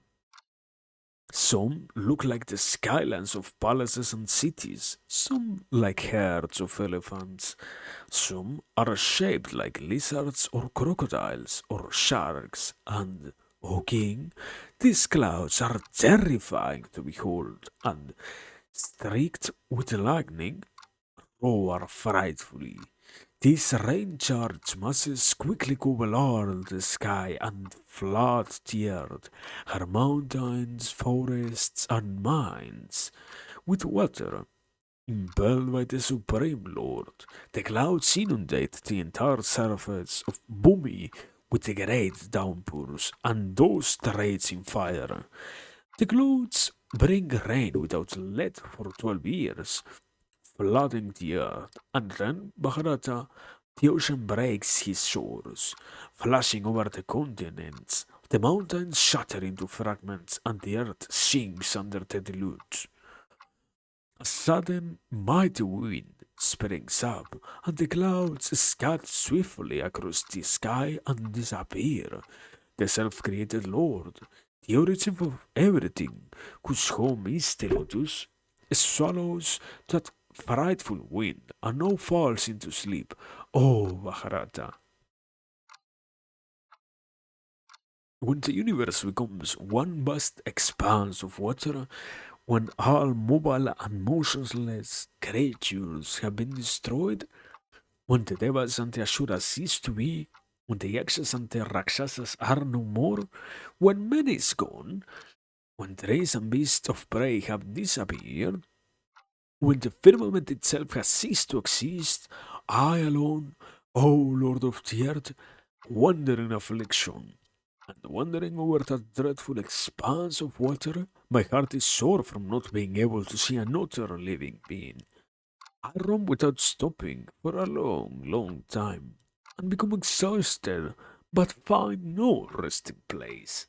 Then, in that single, unending expanse of waters, I see a vast and spreading banyan tree, and a boy sitting on a coat, overlaid with celestial bedclothes and attached to a long branch of the tree. His face, great king, is as fair as the lily, as radiant as the moon, and his eyes are as large as petals of a fully opened lotus blossom. My heart fills with wonder at this sight, Rahan, and I ask myself, how does this boy sit here when the world has been destroyed? Although I know all there is to know about the past, the present, and the future, I still cannot understand this, even with deep meditation. The boy glows with the luster of the Atasi flower and bears the hallowed mark of the Srivatsa. He seems to embody the Devi Lakshmi, that boy with the Srivatsa of the lotus petal eyes and dazzling radiance speaks to me with sweet words. He says, Sire, I know that you are tired and need to rest. O Markandeya of Bregus race, rest here as long as you wish. Best of Munis, enter into me and rest there. I have assigned my body to be your home, for I am pleased with you. When the boy speaks, I feel a complete disregard for my life as a man. The boy opens his mouth and, powerless to stop myself, I enter into it. Is this another one of those scenes? Uh, I enter the boy's belly and see the earth there, all her cities and kingdoms and Purushotama. While wandering through the belly of that exalted one, I see the rivers Ganga, Satudru, Sita, Yamuna, and Kaushiki, the Garmangwati, Betravati, Chandrabhaga, Saraswati, Sidhu, and Bipasa, and Godavari, Baswakasara, Nalini, Naramada, and Tambara. The beautiful and sacred Vena, the Subena, the Krishna Vena, the Irama, and the Mahanadi, the Vidasti, the Great Kaveri, the Kisalya, and the Kimpuna. I see all these and many other rivers that flow across the earth.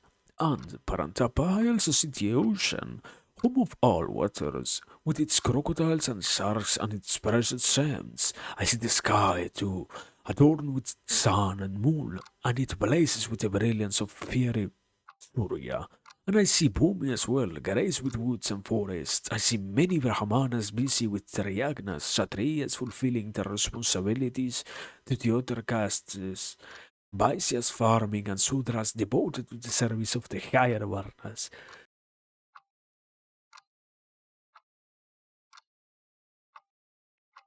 I had to sneeze, thank you. Continuing. Rahan, while wandering through the valley of that boy, that Mahatman, I also see the mountains Himavat, Himakuntan, Nishada, and Silver Ritsueta. I see the mountains Ganghamadana, Mandara, and the massive Nila, Golden Meru, and Mahendra, and the excellent Bindias, Malaya, and Pariyatra. These and many other mountains, all bejeweled, do I see within the boy's stomach. While wandering through his belly, I see lions, tigers, boars, and indeed all the earth's other animals.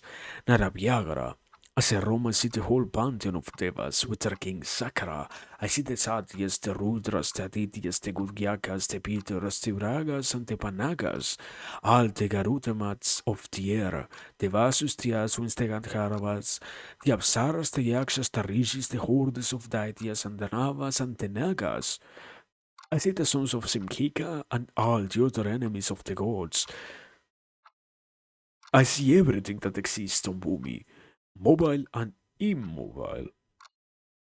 I eat fruits and live inside the void's body for many centuries, but despite wandering over the entire universe inside it, I cannot see how far it extends. When I fail to measure the limits of that sacred body, I prayerfully invoke the boon bestowing Paramatman and bow to his preeminence. No sooner have I done this than I am shot out of his mouth by a gust of wind and Rohan, and find myself outside once more, looking at the branch of the same banyan tree, at the same being, the boy of blinding Dikas, and with the sacred mark of the Serivatsa, who has swallowed the universe, and that boy of blinding radiance, clad in full pit robes, enthralls me with what he smilingly says. Markandeya, sorry, Markandeya, best of Munis, wandering inside my body has exhausted you, but still I will speak to you. At the very moment that he says this to me, I acquire a new sight, which enables me to realize that I have gained true knowledge and been freed from illusion. And having witnessed the inexhaustible power of that being of energy beyond measure, I worship his hallowed, beautiful feet, their souls bright as burnished copper, their reddish toes, by placing them carefully on my head and joining my palms together in humility. Then I look up at him with utmost reverence, that divine being who is the soul of all things and whose eyes are like lotus petals. With hands still folded, I address him. Oh, Divine One, I wish to know you and this wondrous illusion. I saw the entire universe in your belly, the Devas, the Navas, the Rakshasas, the Yakshas, the Gandharvas, and the Nagas. Indeed, the whole universe of mobile and immobile creation are all within your body. Although I traveled all through your body at great speed by your grace, I have not forgotten anything I saw. And, great Lord, I have come out of your body because you willed it, not because I wanted to. Oh, lotus leaf eyed, I want to know about you, who are a perfect. Why do you sit here in the form of a boy after having swallowed the universe? You must explain it to me. Why? Oh, Anagha, is the is all the universe inside you? How long will you stay here? Lord of gods, my curiosity is not improper for a Brahmana, and I would so like to hear all this from you. In detail, and exactly as it happens. What I have seen is wonderful and incomprehensible. The Devadeva of the refulgent splendor and ineffable beauty, that most eloquent among of all speakers, pacified me with these words. Among of, isn't that like wrong? Anyway, comes on 100. Oh, that is this 187, I think. Yeah, yeah, 187.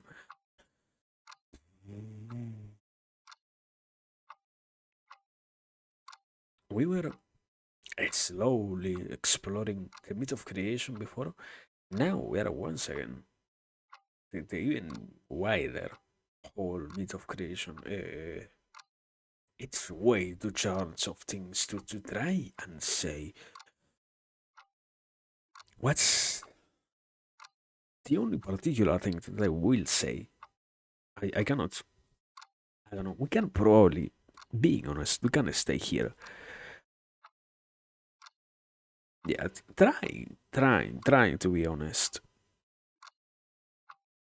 Paragraphs or cantos like this one might as well have hours upon hours of content to try and analyze. That whole idea of not only what is being said directly here, but also what you can interconnect to all of these. All the other ideas that are embedded on this one particular canto are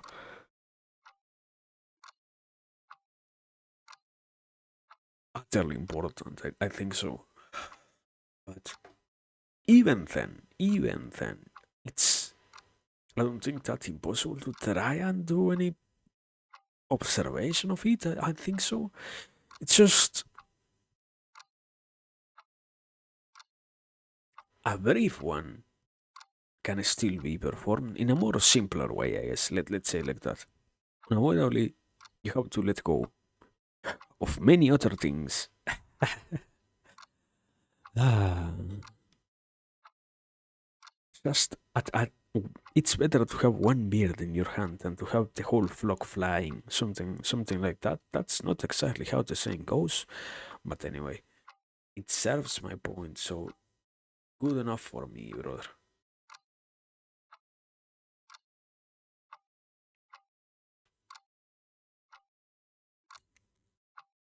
Now, let me try to do this work. I think the only one thing that I would like to take is why this guy survives. Why Markandeya is the one who gets to talk with God or with the primal being. Why him of all people? What I think the obvious it's not a hard allegory in terms of only the most learned of the human beings is the one who gets to have a proper connection with the divine being itself, with the most divine entity that gets to exist. Only the one who has cultivated themselves the most is the one who sit in that place. The issue is properly doing all of that, I guess. No, not. It's easy to say it. The reality is there are way too many texts to memorize and to properly to integrate in one's life. That's why supposedly there is no one else accompanying Barkandeya in this particular journey of his of oh yeah existing after the death of the whole universe. I think that's the main part that I want to mention. Besides that, I guess oh yeah, there are way too many things that we can just rapidly mention, like rapidly going all over this.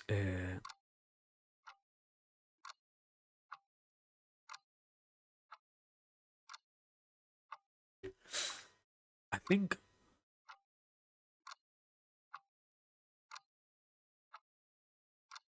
it talks about the cycles of existence itself. Something very important to okay, yeah, something very important to begin with is unavoidably to say how it even here it highlights this whole phenomena about how something can happen inside all of this that is not only does the issue itself get to exist, but also there is something wonderful inside all of that that is wow. The cycle always restarts, and that is, I think, a very wonderful observation. Something that I will say, yeah, unavoidably. the way in which theological texts talk about stuff that is related to time is incredibly misleading. I would even say time is not a matter that we should concern ourselves with here in terms of, oh yeah, it lasts for X amount of time in terms of God years and X amount of time to rise and down or whatever. Yes and no. Good measurements, it lasts more or less supposedly, but at the same time, good years are not our own years. And even more, something funny that happens here is all of this is different exponents or different measurements, so to speak, because what it was said somewhere around here. A yuga chakra, the whole cycle of yugas consists of 12,000 years of the devas.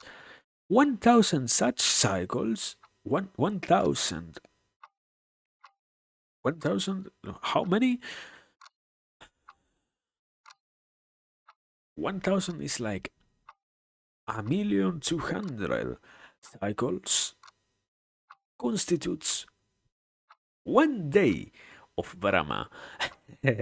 So yeah, it's the exponent of the exponent that we are talking about. And even then, we don't even know. That's the funny issue. We don't even know if Brahma is a being that has an end or not. In terms of, oh yeah, does this guy get to die? Is this a mortal being or not? Anyways, we're not here for that. I don't know. I think it's. I can do I can mention something else, but at the same time, I think I am doing a not a bad job, a dishonest work by trying to do that part in which something that I have already seen in other cases is this sacred text like to say, oh yeah, this truth of the world was contained inside of us, encrypted in a different way, because it was not something that we could understand at the time of it being written, but now we can realize all of it was already laid in front of us. Wow. Yeah, kind of. I don't know. I don't like it as in, oh wow, yeah. I don't know. The Mahabharata predicted that we were going to discover that the universe,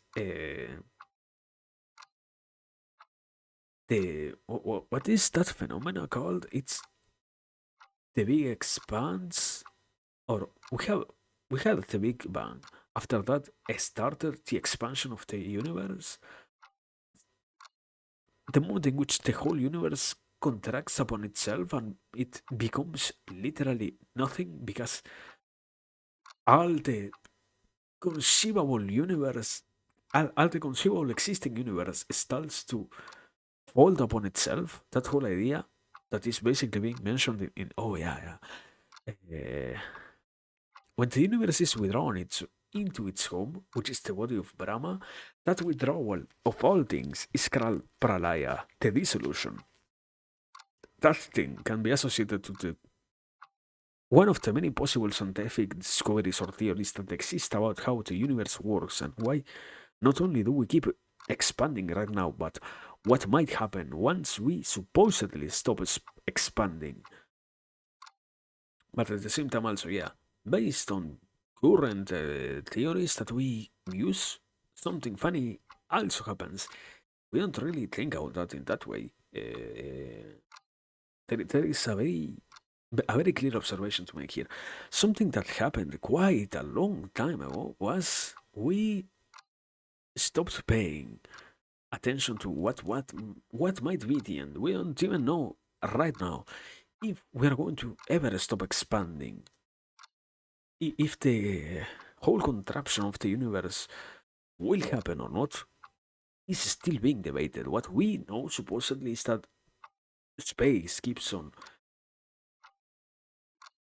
gaining subspace, so to speak. It's something along. I think the explanation was something along the lines of how antimatter seems to occupy more space in reality than matter, and how somehow that is impacting the rate at which everything else is expanding from all the other things, because there is more space always being created than what is there being empty or not being created basically. So I don't know. That's too much. I don't know. I think it's not metaphysics, but too much science. I am not a science guy, so yeah. Anyway, um, just mentioning it because I know that, yeah. Oh wow, yeah. You didn't say that Brahma is literally the hit death of the universe, and the I don't know. I don't remember the exact name. The mini blink. Let's say the moment in which the whole universe falls upon itself. The mini blink. You didn't mention that. I cannot believe it. It was so obvious. Yeah, I saw it, brother. I get it. Your religion wins. It was there all along. We never understood your religion. Wow. Continuing. Now, things, qualifiers, explanations about the Kali Yuga, the different states of the Yuga, what not. Something very funny, I think, is it gets to describe very bad things, very obvious things, and very easily observable things in terms of realities. It makes an incredibly bad prediction. I think if we're trying to talk about the Kali Yuga, ignoring the measurements of time might as well be a more proper action than anything else, because otherwise we might as well end up focusing too much in, oh yeah, yeah, but the existences of human beings is wrong. It's what is it here? In the Kali Yuga, the virtues do not live long, and the earth is at most, most entirely bereft of Dharma. Dishonest merchants and traders. Dharma has no value to. What the fuck is this? Sin is seen everywhere, man. Wild animals. Towards the end of the 1,000 years that make the four yugas. Here, this one. Wild animals and birds of carrion live in public places and in temples. Girls of 7 and 8 years of age conceive, and boys of 10 or 12 years become fathers. By the age of 16, men begin to age and soon die. Living such short lives, boys act like old men, indeed bearing all their characteristics.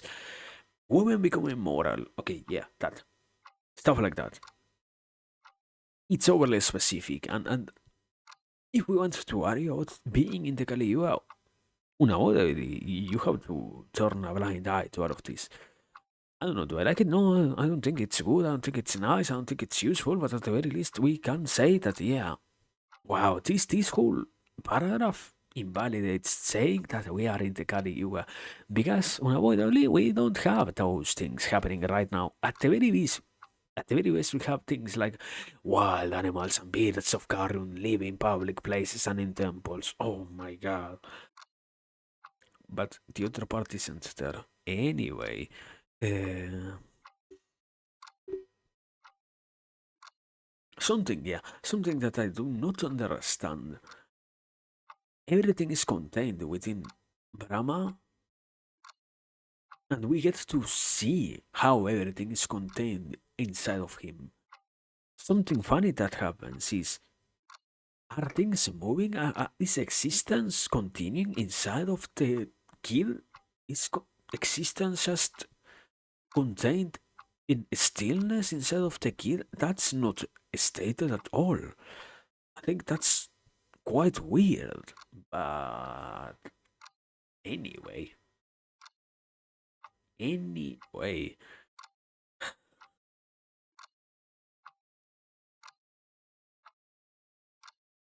yeah, I don't know. There is a question that I wanted to see answered. What was it? Let me find the question that Yudhishthira, I think it was, asked. That's my main interest. The here. There is nothing you do not know, and I want to hear you explain why all things happen as they do. The explanation of why all things happen as they do is what I want to see. That's missing right now. I don't think it's possible to do something like that, but anyway. Uh, Continuing, I guess. Yeah. Let me check. I think this will be most probably the last canto of today. I don't know. How much did we even go for today? 2 hours? Is 2 hours enough? Shouldn't we do some more? Probably. Being honest, we should probably do some more. I don't know. Being a responsible being, human being, is hard, I guess. That thing of balancing things is complicated. But I don't know. At the very least, it becomes more bearable, more feasible, more than anything else. Also, so it's good. It's just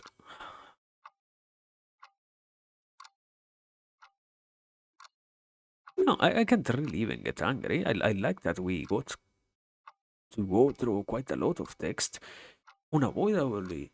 It it was very paused, a very slow process. Processing out of this information is hard, not because the information itself is impossible to understand, but rather because it just needs time to be deciphered. So yeah, it's nice in that sense. A proper recognition is possible, it's feasible, it just requires patience, and yeah, we did quite a good show. Anyway, continuing. Continuing? No, wait a second, let me slash hierate.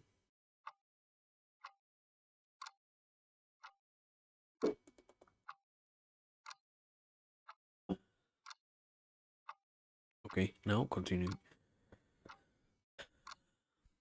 288. Markandeya Samasya Parva continued. Markandeya continues. The hallowed being said, "Oh, Brahmana, even the gods do not really know me. However, since I am pleased with you, I will tell you how I created the universe. Regenerate, not only are you devoted to your ancestors, you have also sought my protection. You have, besides, seen me with your eyes, and your punya is great. In time before memory, I gave the waters the name Nara, and because the waters have ever been my Ayana or home, I am called Narayana. Brahmanatama, I am Narayana, the source of all things, the eternal, unchangeable one. I am the creator of all things, as well as the destroyer of all. I am Vishnu, I am Brahma, I am Sakra, the king of the Devas. I am Vaisravana, and I am Yama, the lord of the dead. I am Shiva, I am Soma, and I am Kasyapa, the lord of the creator. I am Datri, and also Vidhatari, and I am Yagna embodied. Fire is my mouth, the earth is my feet, and the sun and the moon are my eyes. Heaven is the crown of my head, the sky and the cardinal points are my ears. The waters are born of my sweat. Space is my body, and air is my mind. I have performed many hundreds of yagnas at which I have given bountiful gifts. I am always present at the sacrifices of the gods, and all those who perform Vedic sacrifices make their offerings to me. On earth it is me that the Kshatriyas and Vaisyas worship at the yagnas they perform to at in Swarga, heavenly bliss, assuming the form of Sesha. I hold upon my head this earth bounded by the four seas and adorned by Meru and Mandara. Old Biha, long ago I took the form of boar and raised this Bhumi that had sunk in the water. It is I who, becoming the fire that spews out of the horse's mouth, drain the waters of the ocean and create them again. It is from my vitality that Brahmana, Kshatriyas, Vaishyas, and Sudras sprang from my mouth, my arms, my thighs, and my feet. It is from me that the Rig, the Sama, the Yahura, the Atharva Vedas arose. and it seemed to me that they'll merge when the time comes. Brahmanas devoted to Sannyasa, who value peace as the highest attribute, who have their souls under complete control, who yearn for knowledge, who have shed lust, anger, and envy, who are detached from the material things of the earth, whose sins have been washed away, who are gentle and virtuous, who have no pride and who truly know the self, they worship me with profound dhyana. Nimsambarataka, I am the flame, the fire, the wind, and the sun. Divihotama, what you see and know as stars in the sky are the pores of my skin. The hemorrhage ocean and the four cardinal points are my robes, my bed and my home. I have distributed them over the earth in order to serve the purposes of the gods. Manavatama, lust, anger, so fear and confusion, which cloud the intellect, are all different forms of me. I reward men for practicing Satyadana, Tapasya, Shanti, and Ahimsa towards all creatures, and for other benign deeds. Men who wander within my body under my control, their senses overwhelmed by me. They move not by their will but by mine. Brahmanas who have truly studied the Vedas, who have tranquil minds, and who have subdued their anger earn great rewards through their numerous sacrifices. These rewards, however, are unattainable by evil men who are overtaken by covetousness, men with dark souls, unblessed and impure. What? Know, therefore, Brahmana, that the benefits obtained by men who have disciplined their soul bear great merit, and they are out of the reach of the ignorant and the foolish. At the times in human history when Dharma and truth wane and sin and dharma rise, I incarnate myself in new forms. O Muni, when fierce and malicious deities and rakshasas who cannot be slain by even the devas are born on earth, I am born in human form into the families of virtuous men and restore Dharma by exterminating evil. Powered by my own Maya, I created Devas and Manavas, Gandharvas and Rakshasas, and all unmoving things, and then destroyed them all at the appropriate time. For the preservation of righteousness and honor, I assume a human form and keep that form until the time for it comes, when I assume my incomprehensible, inconceivable Biswarupa. In the Kreta Yuga, I am white. In the Treta Yuga, I am golden yellow. In the Dwapara, I am red. And in the Kali Yuga, I become dark in hue. In the in the Kali Yuga, evil is four times as powerful as goodness. At the end of the Yuga, I assume the form of death and destroy the three worlds with all their moving and motionless things. With three steps, I cover the entire universe. I am the essence of the universe. I am the source of our happiness. I am the handler of pride. I am omnipresent. I am infinite. I am Lord of the senses. And great is my power. O Brahmana, it is I that set the Kala Chakra, the wheel of time, in motion. Foremost of rishis, I am formless, I am the destroyer, and I am the impetus of any effort in all my creatures. My spirit infuses all beings, but none know me. It is me that the pious and the devout worship in all the worlds. Sinless one, whatever pain you felt while inside my belly was for your future happiness and good fortune. Whatever mobile and immobile object you have seen in the world, all that was ordained by my soul, which is the wellspring of all existence. The progenitor of all creatures is half my body. I am called Narayana, and I am the bearer of the conch shell, the discus and the mace. Great Rishi, for a period equal to 1,000 yugas, I, the universal soul, sleep, drawing all creatures into the same nidra. I remain here through all time in the form of a boy, though I am the most ancient one, until Brahma awakens. I am pleased with you, and I, who am Brahman, have granted boons to you who are worshipped by revered sages. You were struck by melancholy when you saw the vast expanse of water and realized that all mobile and immobile beings had been destroyed. I knew this, and I showed you the universe within my body. And while you were inside my body, beholding all creation, you were filled with a wonder that stuffed your senses. Oh, Rishi, that is why I expelled you through my breath. I have not told you about the soul, which cannot be fathomed, even by the Devas and the Asuras, and as long as that glorious tapasman, holy Brahma, remains asleep, you can live here in peace and bliss. When that ancestor of all creatures awakens, I will then create all creatures with physical bodies, the sky, earth, light, air, water, and indeed everything else that you might see. Brother, my son, with these words, that wonderful hallowed being vanished from my sight, and then I saw this bright and wondrous universe begin to take birth. O best of the Maharajas, most virtuous among men, I witnessed this wonder at the end of the Yuga. The deity of the eyes as large as lotus leaves, whom I saw so long ago, is this tiger among men, this Hanardana, who has become your kinsman. It is because of the wound he granted me that I remember everything clearly, and also why my life is so long and dead under my control.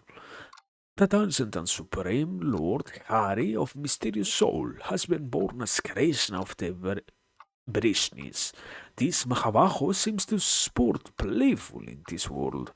He is Datri and Bidhatri, the destroyer of the eternal, the bearer of the Sarivatsa mark on his breast, the Lord of all creatures. What? The highest of the high, also called Govinda, seeing him, this greatest of all gods, this ever victorious one clad in yellow robes, this Lord of the Varishnis, my memory returns to me.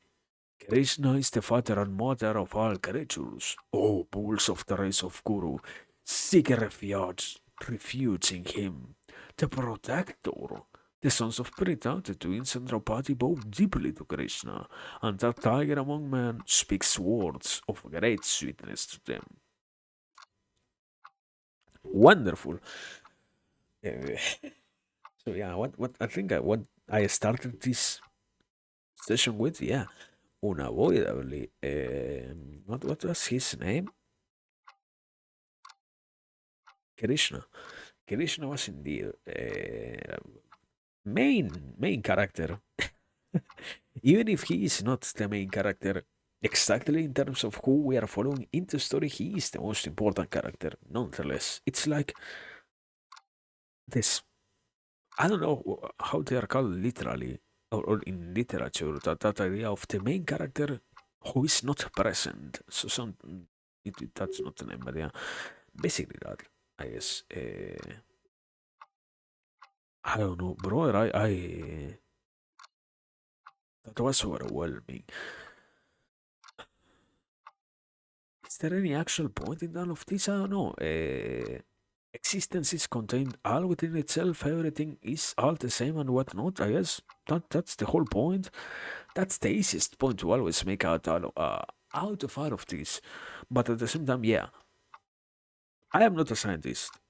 I am talking about things that I do not know. But there is something that I always disliked when we talk about, oh yeah, all things being born from the same origin, source, and whatnot. It is something incredibly ignored. Is what is actually the the point in which it is acknowledged that multiple parts need to be existent in any thing that does exist in reality to form themselves. We can use more modern, accurate language to say, yeah, what are the atoms and the protons and neutrons being mentioned? Unavoidably, they are not going to be here found, but what we can at the very least identify is something else is not mentioned. How every being is constituted by the same one. This whole, we're all supposedly once, not we as existing beings. Reality itself is all contained within just one being that expands itself infinitely throughout the whole rest of existence in order to allow existence itself to happen, and why also, to some degree, it is a very understandable expression that, yeah, will does not get to exist without this being itself, because the will of the being is the one that gets to rule everything else that does get to happen as a consequence of their own existence being such as that the universe justifies its own purpose, so to speak, by the process of understanding that it is indeed sovereign to something. This, who was it? Brahman. Now, what I just mentioned before, even then, the idea of and the Brahman is in some way related to the fundamental aspects of life. Once again, modern language would be the fundamental particles or molecules. No, that's already way too specific language that unavoidably cannot be utilized here. They have nothing like that in this concept. You can at the very best try to transform and fit and into shape whatever you want. Like, oh yeah, yeah, they are talking about these particles and whatnot when they are referring to what is it?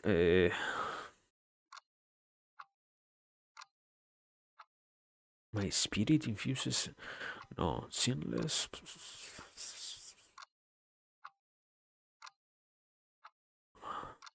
I will then create all creatures with physical bodies, the sky, earth, light, air, water, and indeed everything else that you might see. Those things that get some degree of particular mention are already by themselves interesting enough, because they are not just creation out of nowhere, they are rather the contingency, I think. I don't know how to say it. The things that are created in order to allow all the other parts of reality to exist. The main elements, basically, that's what I was trying to say. The main elements, the fundamental elements of the world. So, in that tradition, different cultures and mythologies of what are all fundamental elements. In this culture, it is, yeah, sky, earth, light, air, water. So, yeah, and I don't know. That's all I wanted to point out. Something else?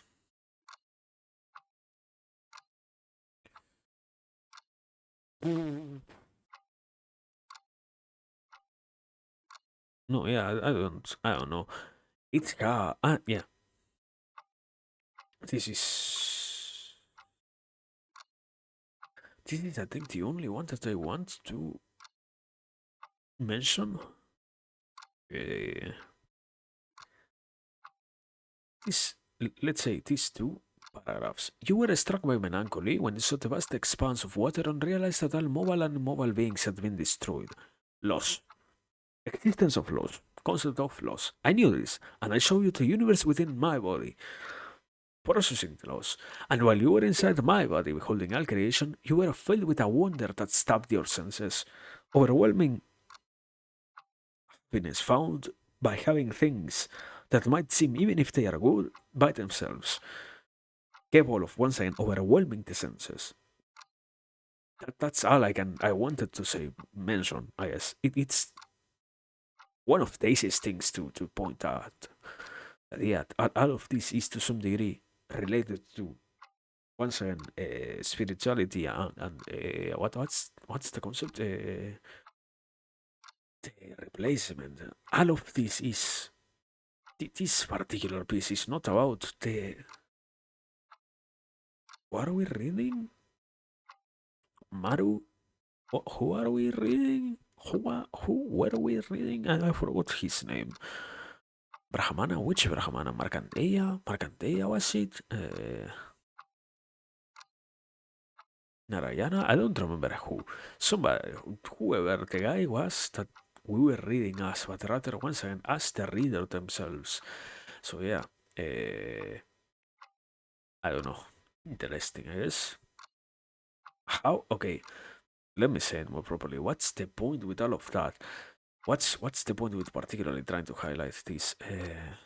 And while you were inside my body, beholding all creation, you were filled with a wonder that stopped your senses.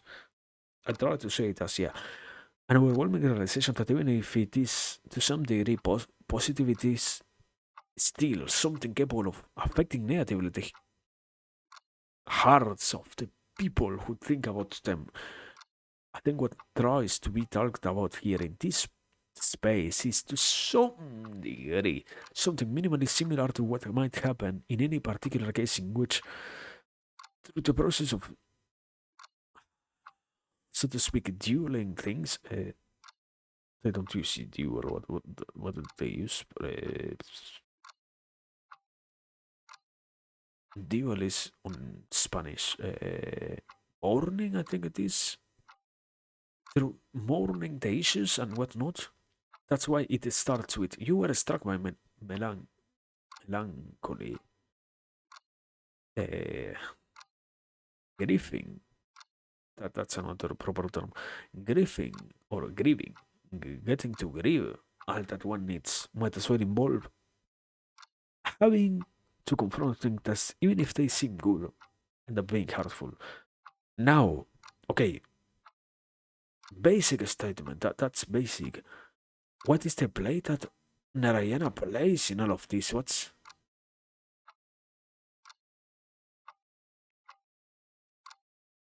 have to play way too much with these ideas, and I don't want to do that. But I think the proper interpretation will be something along the lines in which how consciousness and subconsciousness might as well exist within all beings. How, to some degree, Narayana becomes the outer observer of the person instead of the direct actor. Or sorry, Narayana is the normal person. Narayana is, so to speak, the conscious acts of existence. Brahman, that's what I wanted to say. Brahman is the one that remains outside and corrects the course once we find ourselves struggling. That's why both of them get to coexist. Fucking God, that's why also there is Brahma himself always asleep. Brahma represents the conscious, the inaccessible unconscious. It all makes sense now. We are so comfy. Anyway. Anyway, no, yeah. Uh, enough of a revelation for today. Uh, wow. I have to keep thinking about that, I guess. Brother. My God. Anyway, yeah. No, you know what? What's? I don't care what. Uh, I don't want. I don't care what's next. I have something to keep thinking. Also, yeah. Anyway, let me save the number before I change anything and I forget where we left. Yeah. Thank you. There it is. No, no more. Please, I beg you. Thank you. It has been a nice short time. A nice second in the eternity of existence of the Brahman.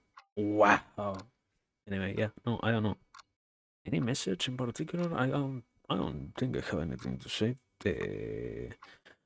Yeah. Now that we're properly finishing tomorrow, I guess I will try to be here tomorrow. I had, yeah. I wanted to say, I wanted to start with this. I found it that it might not be as useful as saying it rather later on. So yeah, tomorrow, we are going to have something else, something different. I had already even thought about it before. I didn't properly put it into practice because I sort of, not that I forgot, just I didn't have the time. So yeah, anyway, that's it. Thank you for the patience. Thank you for the time. Thank you for everything. I guess a nice life, a nice day, a nice existence. Do good, wonderful, useful things, And I don't know, until next time, even if we don't get to have a next time, thanks for everything. It has been a wonderful time. And yeah, take care, hydrate, rest, live life. I don't know, live, what is it? Live, laugh, love. Haha. Anyway, good night.